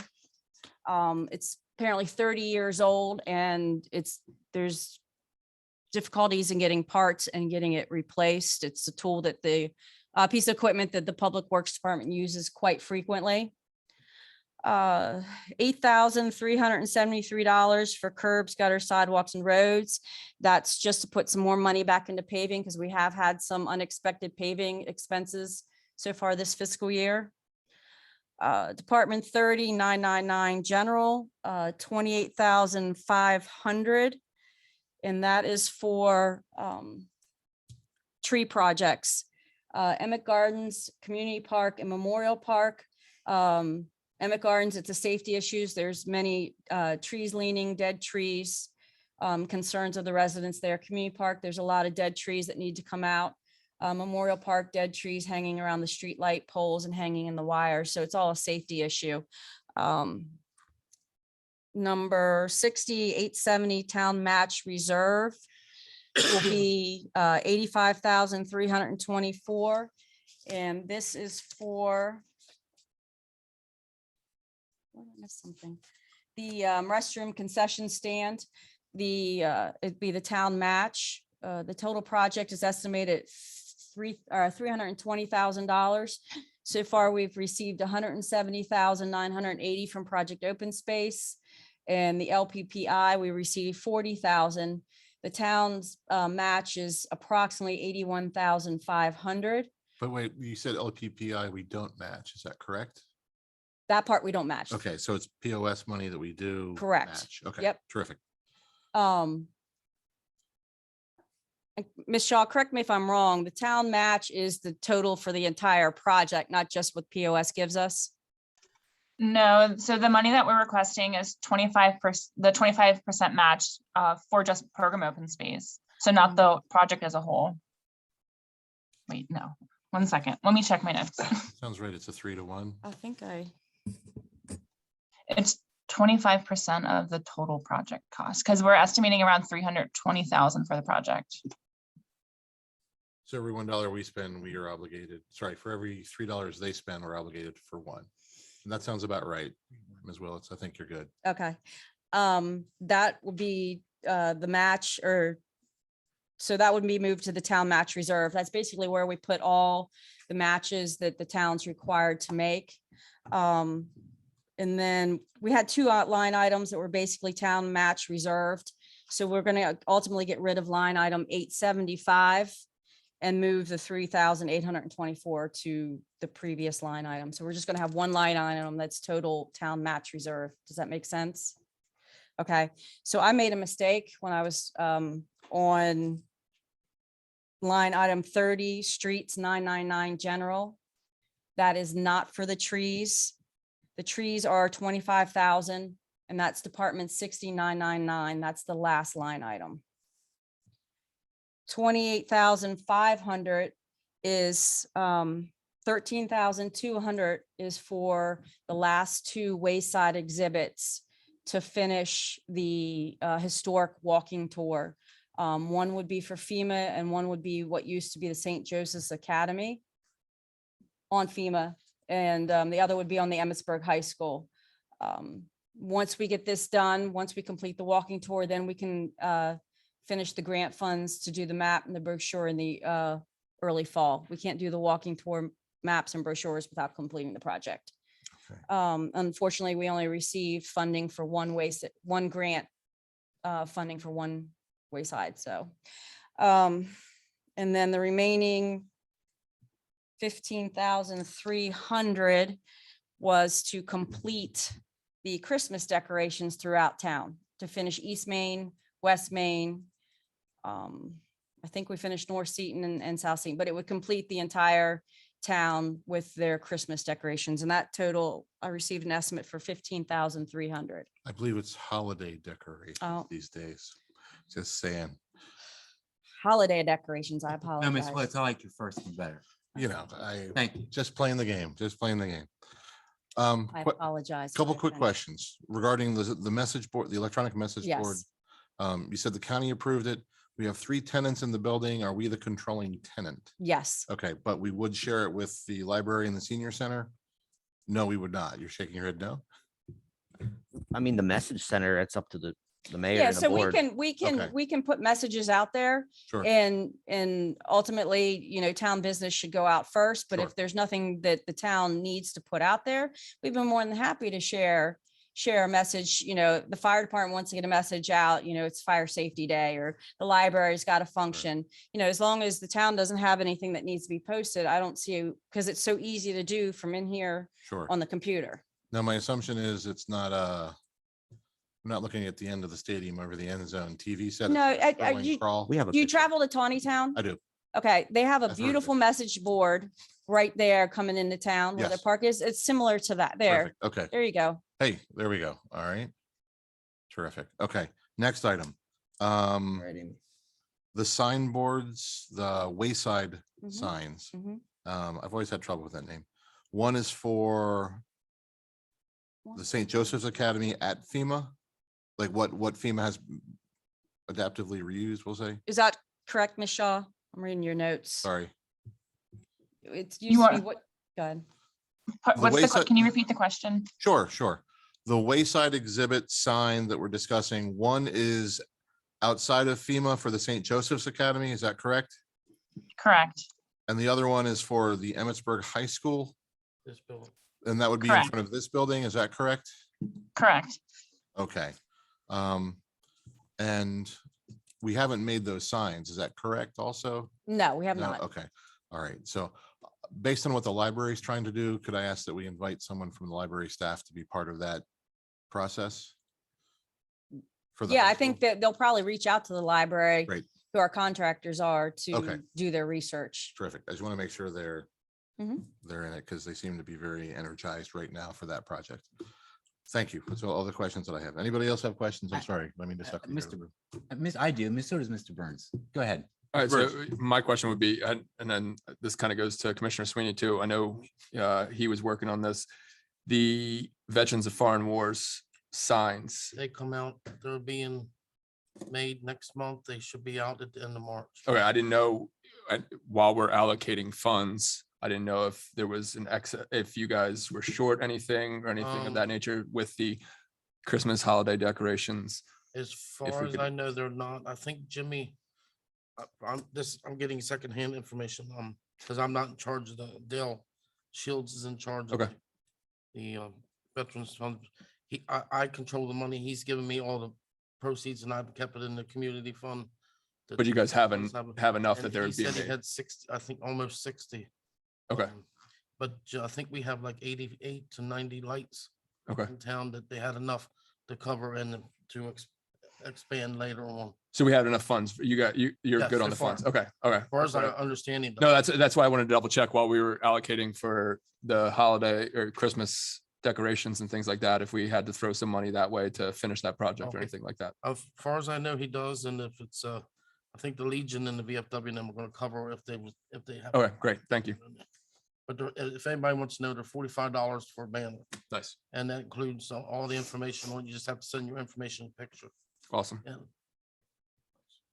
Commissioner Ritz, thank you, Mr. Sweeney. Ms. Willetts, I'd like to go back to that electronic sign. You mentioned that you can change the wording via computer here at the office.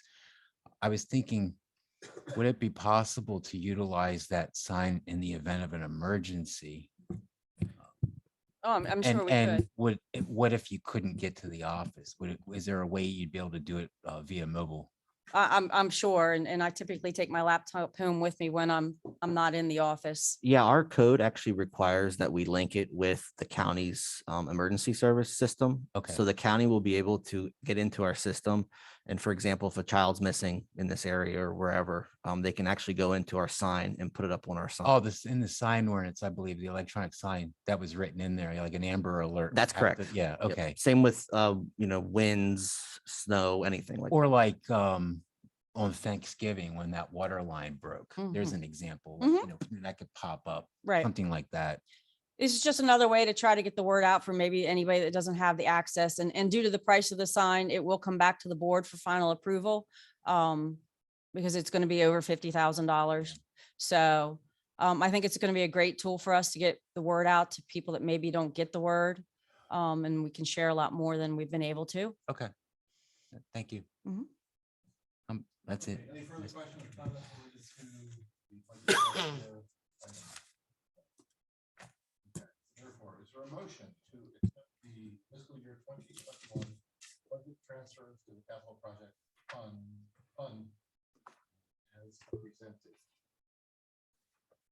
So moved. Okay, I'm sorry. Let me do that again. My mic was off. I apologize. Hearing that there are no more questions or comments, we now move to the vote. Is there a motion to accept the fiscal year 2021 budget transfers to the capital projects fund at this time? I so move. Thank you. Is there a second for Commissioner Sweeney's motion? I'll second that. Thank you, sir. Motion's been made by Commissioner Sweeney, seconded by Commissioner Ritz. Is there any further discussion? Hearing none, all in favor, please say aye. Aye. Aye. Are there any nays?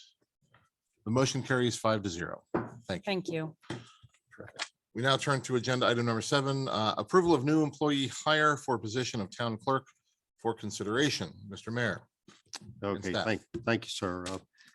Well, we have 3 positions we're going at. We weren't expecting any of them really, but the first one was a town clerk, 115 applications. This was advertised. You want to speak to that? How it was advertised or anything? Sure, we posted it on our website, on Facebook, on Indeed, and I believe HR posted it on some other work sites as well. Thank you. There were 115 applicants, 6 were interviewed, none with grant experience. Miss Hadaway scanned through the 115 and got down to 6. She recommended to a panel of myself, Miss Willets, and Miss Hadaway, and we had interview sessions with all of them. And I'm recommending Julie Scott. She has a contract ending currently and is making $63,000. In order to be competitive in this exceptionally tight labor market, we are extending her an offer, contingent offer of $30.29 per hour. Comes to a little over 63. Well, I'll give for the record, 63,003.20. That's the higher range, but we are really impressed with her, and we like where she's going, and she had some excellent recommendations. For the office coordinator. No, let them take this one first. I think we need to. Very good, Mhm. very good. Okay, any questions for mayor or staff related to the recommendation? I have a question. Sir, Miss Scott, you said, Yes, where does Miss Scott live? she lives in, I believe she's Fairfield. Fairfield. I have to pull out her resume. Give me 1 second. Okay. And she doesn't have any grant. Not of any of the applicants that applied for the town clerk position, no one had any grant experience. So, I'm sorry. She She's gonna be lives, applying for the grants then, just Zach. well, there's another agenda item coming forward. Okay. She actually lives in Cascade. Okay. She lives in Cascade. Out of curiosity, of the 6 that were the finalists, so to speak, did anybody live in the greater Emmitsburg area? Of the town clerks, I can't recall off the top of my head, but I don't think so. Okay. Her, and this is what I've told a couple people. You can't touch her qualifications of the people that we interviewed. And Ms. Hadaway actually sent me, I think, 10 to review. Her qualifications are impeccable. I guess just one final thing, and I know it's written in the code, we do all this. We're like the end all say all when it comes to new hires, and we don't even know these people. You know what I mean? It's difficult to say yay or nay. I guess just trust your judgment, Ms. Hadaway's judgment on it. That's tough. It is tough. I mean, Soren was an outstanding candidate. He gave us 3 weeks and moved on. Yeah. I think unfortunately, the whole thing is you use your best judgment. Her interview was outstanding. Her qualifications are outstanding. I think in the town that the mayor and staff and previous mayors have had a pretty good track record on their hiring process. Mr. Ritz, I'd suggest it's a case where we risk being right or we risk being wrong, but there's inherent risk in hiring no matter what.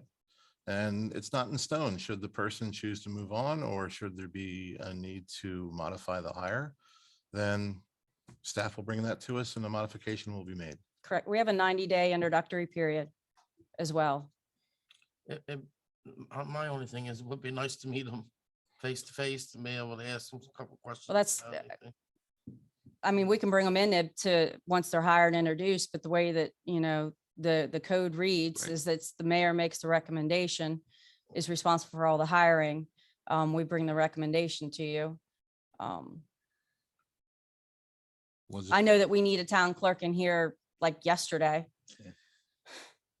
I'm just saying it's a tough call. Like when you're, you know what I mean, Mr. President, like, if you're part of the hiring process, but you're not, and I've been on interviews before Well, where I've right. been on interview teams hiring individuals and, So again, I'll just, we risk being right and we risk being wrong, but we know that there's recourse here.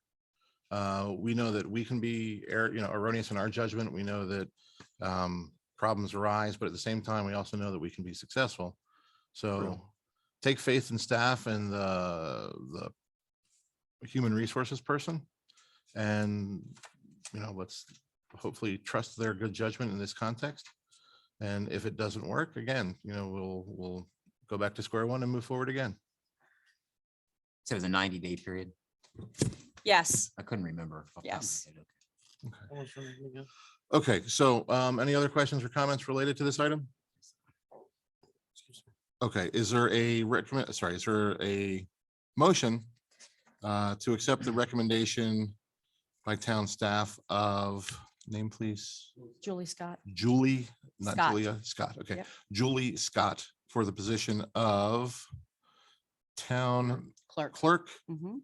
for the sums shared by the mayor, $63,020. $63,003. Yes, okay. Thank you. Is there a second for Commissioner Burns's motion? I'll second. Thank you. The motion's been made by Commissioner Burns. It's been seconded by Commissioner Sweeney. Is there any further discussion? Hearing none, all in favor, please say aye. Aye. Aye. Aye. Are there any nays? The motion carries 5-0. Thank you. Okay. Staff, we turn to you again. All right, moving on to office coordinator, we had 85 applications, interviewed 5 candidates. Again, the 3 of us did and voted on them.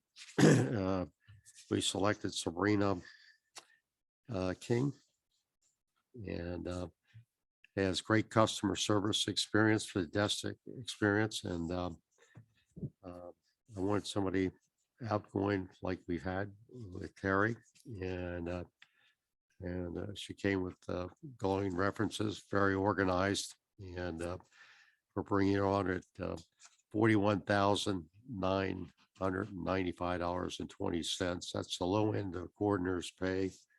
We go 40 to 50,417. Again, none of the applicants had any grant experience on this, so that's our recommendation for the office. Terrific. Thank you, sir. Any questions for the mayor or staff related to this candidate? Where does she live? Where does she live? Mr. Sweeney wants to know, please. Tawnytown. Tawnytown, very So they're good. local, both are local, local enough. Yes, she had done a lot of research on the town and actually questioned the mayor on a lot of things. So she seemed familiar with the town.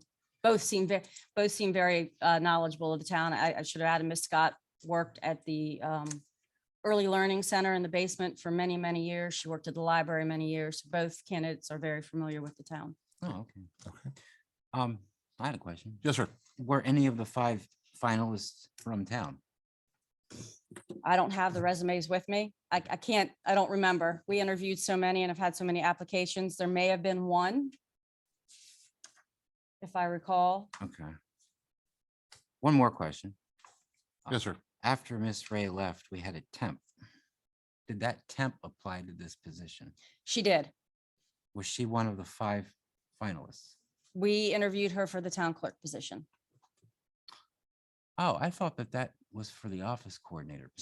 Her primary interest was in the town clerk position. Hmm. She expressed some interest in the front desk, but primarily was concerned with the town clerk. She's getting her bachelor's in political science in May. Okay. Yeah. I mean, I don't want to. Understood. Just for the record, for everybody, I called the town office the other week and the temp did answer the phone. And I thought that she was a very pleasant individual. It's a shame it didn't work out, but maybe in the future. Yeah, she has some, her customer service, she has strengths in that. She admittedly, this is her first real office job. Okay. Any other questions for staff related to the recommendation? Hearing none, is there a motion to accept Sabrina King for the position of office coordinator with the salary of, repeat the number, I'm sorry, I had 49,000? 41. No, 41. $41,995.20. My apologies. Sorry to get your hopes up. Okay. Is there a motion for such? I'll make a motion for the approval of Sabrina King for office coordinator. Thank you. Is there a second for Commissioner Burns's motion? I'll second. Thank you. Motion's been made by Commissioner Burns. It's been seconded by Commissioner Sweeney. All in favor, please say aye. Aye. Aye. Aye. Anybody against? There are no nays. The motion carries 5-0. Very good. Just for the record, sir, we're interviewed so far 37 applicants. We went accepted 37 applicants. 18 of those were rejected for not meeting basic qualifications for the water and sewer trainee. So it's being remain open till February 14th. This is for the water position, sir? Mhm. Okay, thank you. We currently have 3 interviews set for February 22nd. Is that for the one who left? Correct, the water and sewer I have another question. trainee. Since we know that Dan is retiring in September, are we going to start advertising soon for that position? Then we retire? We may have a potential candidate in-house and Mr. Jared Brantner, Oh, okay. I who- didn't know how. who is possibly, well, not possibly, is interested in Dan's position. But we will have to advertise for at least one position in water and sewer when we get closer to September. We'll probably look at starting like June. Okay, Mr. Sweeney? I just want to know if we was going to be prepared ahead of time. Sure. Okay, Uh, fair question. Oh, I know he's retiring. Okay, so with these things in mind, we therefore say welcome aboard, Ms. Scott, welcome aboard, Ms. King. We look forward to working with you. We now turn to agenda item number 9. It's actually 8. 8. They were labeled wrong. We skipped 3. In the They're agenda labeled packet, it wrong. was- We went 2. I'm going by what is written here. I agree. I went back Okay. and looked 12 Why times. is it labeled wrong? So I was wondering. We skipped number 3. We want 1, 2, 4, 5, 6, 7, 8, 9, 10. Oh, Took me okay. a minute. I called at the end there. Okay, so we turn to page 55 and 57 listed as agenda item 9. And it is agenda item number 9. It is here in writing. I have evidence. What was 3? The All right. Burns amendment. No, they just compared to the front. Yeah, Oh, Skipped okay. number 3 and it was labeled 4. okay. It's been busy in the town office, I would assume, that staff. Yeah. With that in mind, agenda item number 9, approval Okay. of employee for new position, part-time grant administrator for consideration, presentation by the mayor and staff. So I'm going to take this one.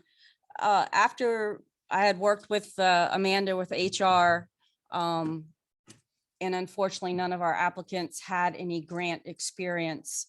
And knowing the magnitude of grants that we have and future grants that were forthcoming, and the amount of time that it takes to manage and administrate all our grants, the mayor and myself presented Ms. Shaw with a possible opportunity to stay on as a part-time employee, being a grant administrator.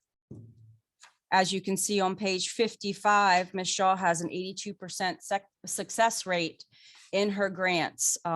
She most recently applied for the MDE water sewer, or the Paul Street and North Seaton Avenue water lines. So this position would be responsible for managing and from start to finish all town of Emmitsburg grants, with the exception of the ones that Zach currently manages. It would be about 16 hours per week with a max of 20 hours per week. Some weeks we do realize that there may not be as much work, and so that the hours will be reduced. Basically, it's managing all the grants except those that are assigned to other personnel, and includes grant writing, grant management, RFPs, advertising, attending grant training, meeting with contractors, maintaining all the records on the projects, working with the mayor on the projects, supporting the town manager with the infrastructure projects, all the financials, submitting for reimbursements, all the required reports. In the short time that Ms. Shaw was gone in maternity leave and I was attempting to manage all these grants, it is a lot of work that goes into these grants. Some are 55, 60 pages long, and the requirements for each agency are different. The offer was for $35 an hour with a part-time position. Like I said, 16 to 20 hours max. Due to it being a part-time position, it is not eligible for any benefits such as life insurance, health insurance, dental insurance. You still, according to our employee handbook, you still accrue time off, but at the reduced rate based on the number of hours that you worked. Ms. Shaw currently has a laptop that's already been issued to her as in her position of town clerk. She would retain that. And then the town would pay for a work cell phone to communicate back and forth with Ms. Shaw. She accepted this offer and it's being presented to the board for your acceptance, hopefully. I do have. And she's available if you have any questions for her. Mr. Prince. Terrific. Mr. Sweeney. We do have money put back that we had for future. We kept the position open, correct? We So- do have money in the budget for the. So I had Cole work the numbers for me for this fiscal year with all the changes that happened with staffing. And with the addition of the town clerk, the addition of the office coordinator, and the addition of this position, the grant administrator, it only reduces what we budgeted by $3,900.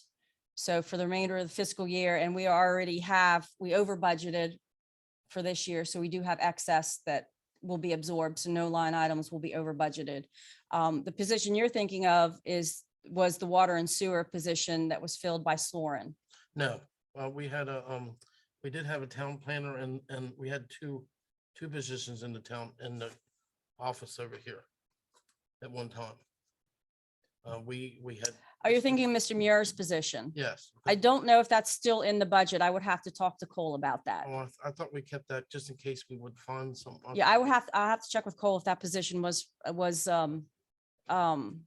left in the budget. I do not recall off the top of my head. His duties were taken over by Miss Nail. Correct. So she's parking enforcement / code enforcer. Mhm. Any other comments related to what's being recommended by staff? Did I hear that right then, Ms. Shaw? If we approve this tonight, then basically it's a telework job. Correct. Come in And the I- office as needed. kind of Right, so thing. she did, right, office is needed, meetings is needed. When we did the bid openings, we did the bid openings on these 3 projects for this meeting. We did them by Zoom. She was present. But yes, primarily telework, because there's really no reason that she has to be in here. But meetings, if we need her to present at a meeting, she's available. If she needs to meet on a certain project, she will be available. It's a great opportunity for her. I gotta admit, I think kind it's of a win. It's a I think it's a win-win. win-win all. And for the I'll town. Express Yep. my opinion on that, so. And for the community, absolutely. Okay, that's it.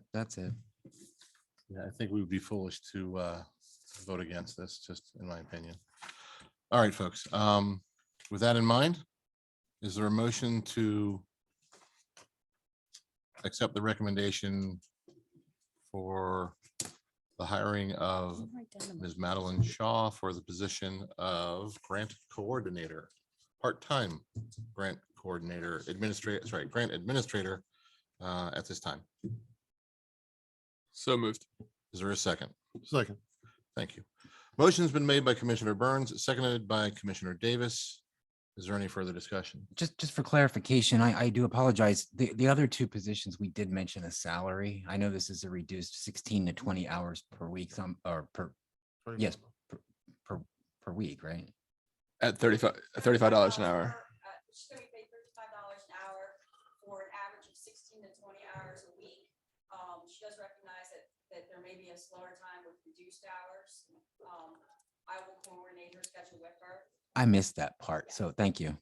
Okay. No, Any other nothing questions? further. Sorry. Mr. Ritz, I interrupted you. I'm sorry. Nothing further. I'm good. Thank you. Sorry about that. Any further questions or comments related to this item? Hearing none, all in favor, please say aye. Aye. Aye. Aye. Motion carries 5-0. Thank you. Welcome back, Ms. Shaw. Glad you are joining us again. We turn now to agenda item number 10. All right. Agenda item number 10 is the approval of the pool management company for the 2022-2024 pool season. It's a 3-year contract. So the RFP was published on November 16th, 2021. Bids were due on January 10th of 2022. We posted it on our website, Facebook, Channel 99, Frederick News Post, the MML Classifieds. It was emailed to 12 known pool management firms, and the RFP was published on email and Marketplace. We opened the bids on January 11th, 2022. It was myself, Miss Nail, and were you there, Zach? Okay, and Zach. Unfortunately, we received 1 bid. It is the same company that has been managing our pool for the last several years. Their bid amounts are for years 2022, it's $65,952. For year 2023, it's $67,848. And year 2024, it's $70,980. The contract's about the same. They're going to offer their swim lessons as they have done in the past. Uniforms? Yes. Okay. Given the fact we're paying a high sum, really want to see every guard, every staffer wearing their uniform shirt and uniform suit or trunks or whatever, because I've had questions in the past when I see folks on deck and in the clubhouse where it's not entirely clear as to whether or not that's a staffer or not. Okay. Not that they've been involved in misconduct. I've been happy to see that's not been the case. But really, if we're spending more as we are, this piece of the customer service component has to be in place because I know that people interact with them and there's as much ambassadors for the town, their staff is, as any board member or any staff here in the town office.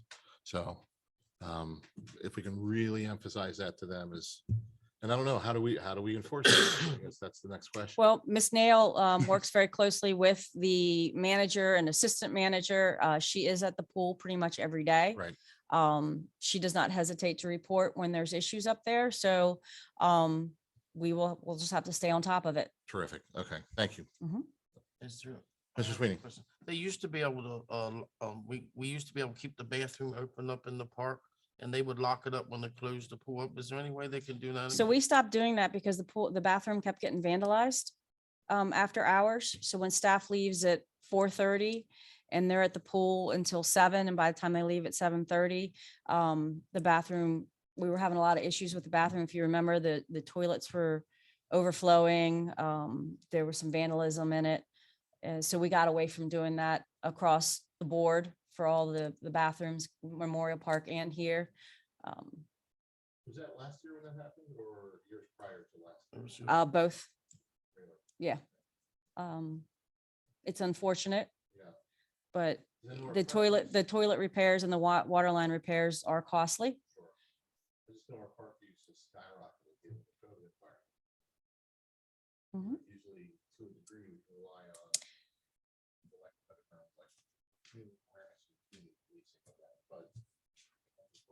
Well, come spring, there's additional porta pots in both the parks that do stay open. Unfortunately, we know how that worked out last year, I but just have one question for the porta pots. Can you make sure they're level with the ground for handicap accessible?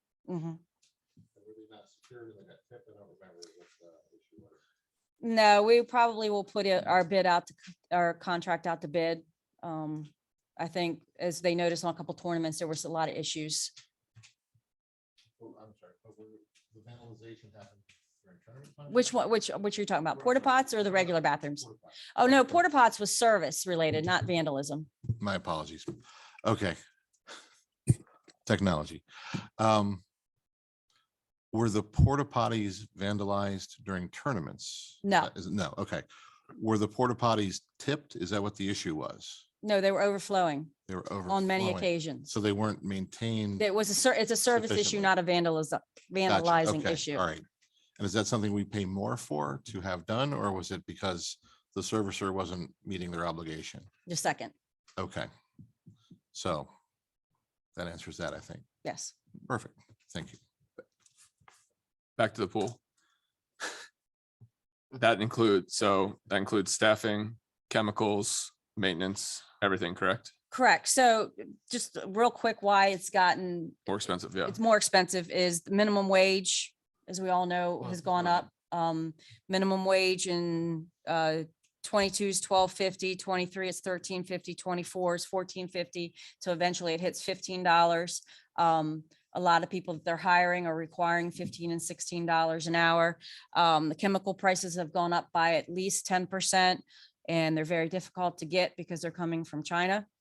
And then the unemployment insurance, which we're seeing in-house here, has gone up from about, for them, at 0.3% to 2.1%. And that's across the board. So basically, it's personnel and labor costs, all chemicals to the maintenance of the pool water, includes liquid and granular chlorine, soda ash, et cetera, operational licenses for the pool, test kits to ensure chemical levels of the water maintain industry standards, et cetera. So it's basically the whole management of the pool. The town pretty much supplies, I think we do, Ms. Nails back there, she can correct me. We supply cleaning supplies and then the toilet paper and paper towels. I do have a question. Are they going to be closing the pool for an hour again every year, every day? Everybody had to leave and then half the people didn't come back. Yeah, They had to make everybody leave the pool and then. Yeah, that was the health department. Yeah, that was a health department requirement. Hopefully that'll be dropped this year. Yeah. Yeah. Oh, because of COVID, they did that? Yes. Okay, all right, okay. I see. Yeah, I was hoping they would, I mean, Okay. I don't know. I don't know where, where we'll be come June when the pool opens with COVID, and hopefully the things are relaxed a little bit. But I don't know. They haven't said that that's going to be a requirement yet, not yet. Okay, terrific. Okay, any further questions for staff related to this item before we bring it to a vote? Mr. Ritz, yes, sir. So if we approve tonight, then they submit a contract and we'll be looking at like springtime. So so the contract, I'm sure it will be similar to the one that they've submitted in the past. We'll send it to Leslie for review. I believe they typically start with the basics in April, getting everything ready to go so that the health department and necessary agencies can come in and issue the permits. Okay, The pool's set to open Memorial Day weekend. thanks. Anything else?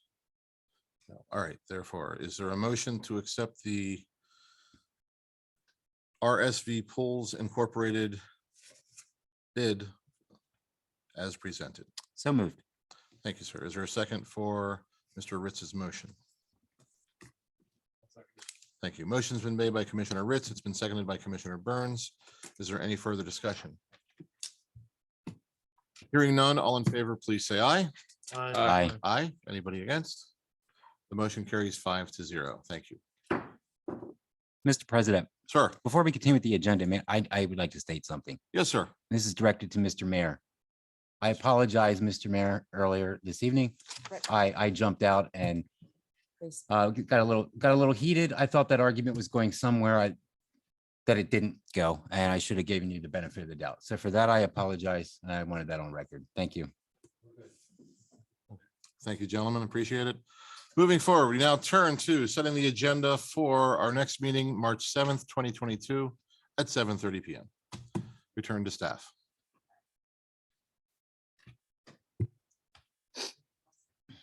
One second. Mhm.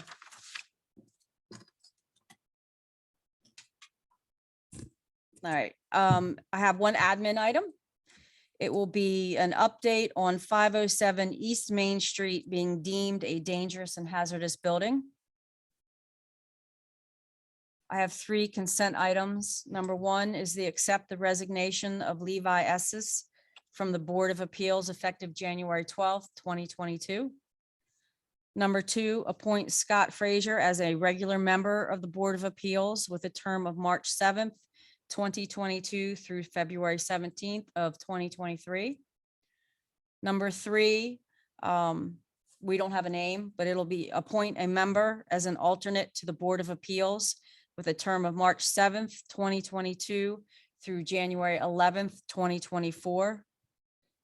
Are we being optimistic there, or do we have somebody in mind?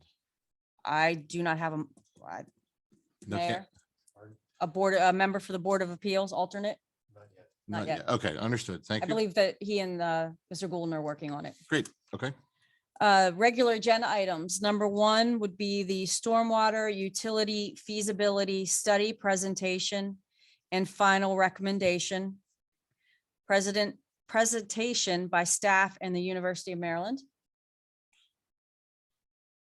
Number 2 will be approval of new employee for the position of water and sewer operator trainee for consideration. Number 3, approval of bid for the purchase and installation of advanced license plate readers for consideration. Number 4, approval of a contract for a new town sign not to exceed $55,000 for consideration. Is this the town sign in front of this building we're Yes. discussing again? Okay, thank you. Any That's other all. I'm items? sorry. Oh, very That's good. all. Okay, no. All right. Any other items from the board? No? Okay, very good. For clarification, what is the goal of the stormwater feasibility presentation? Can we get some more data listed with that when it comes forward on the agenda? So if a layperson is reading it, it is less cryptic. Yeah, we have a lot of information on our website about it already, but certainly we can. That's basically the study and the committee that Commissioner Burns and Commissioner Davis have been on to determine if there's a need for a fee associated with stormwater, essentially. Okay, so like a 1 or 2 sentence. Yep, we can descriptive order, clarify it. That'd be perfect. Okay. Any other thoughts or comments related to the agenda as presented? No. All right. Is there a motion to accept the agenda as each agenda as presented? Thank you. Motion's been made by Commissioner Sweeney. Is there a second? Motion's been made by Commissioner Sweeney, seconded by Commissioner Burns. Is there any further discussion? Hearing none, all in favor, please say aye. Aye. Aye. Anybody against? The motion carries 5-0.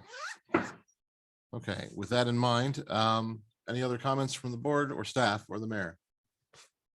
No, very good. Welcome, new staff. We wish everyone a good night and a good month. Is there a motion to close the meeting? Is there a second for Commissioner Sweeney's motion? Second. Seconded by Commissioner Ritz. All in favor, please say aye. Aye. Aye. The motion carries 5-0. Good night. The meeting closes at 9:52 p.m. Good evening.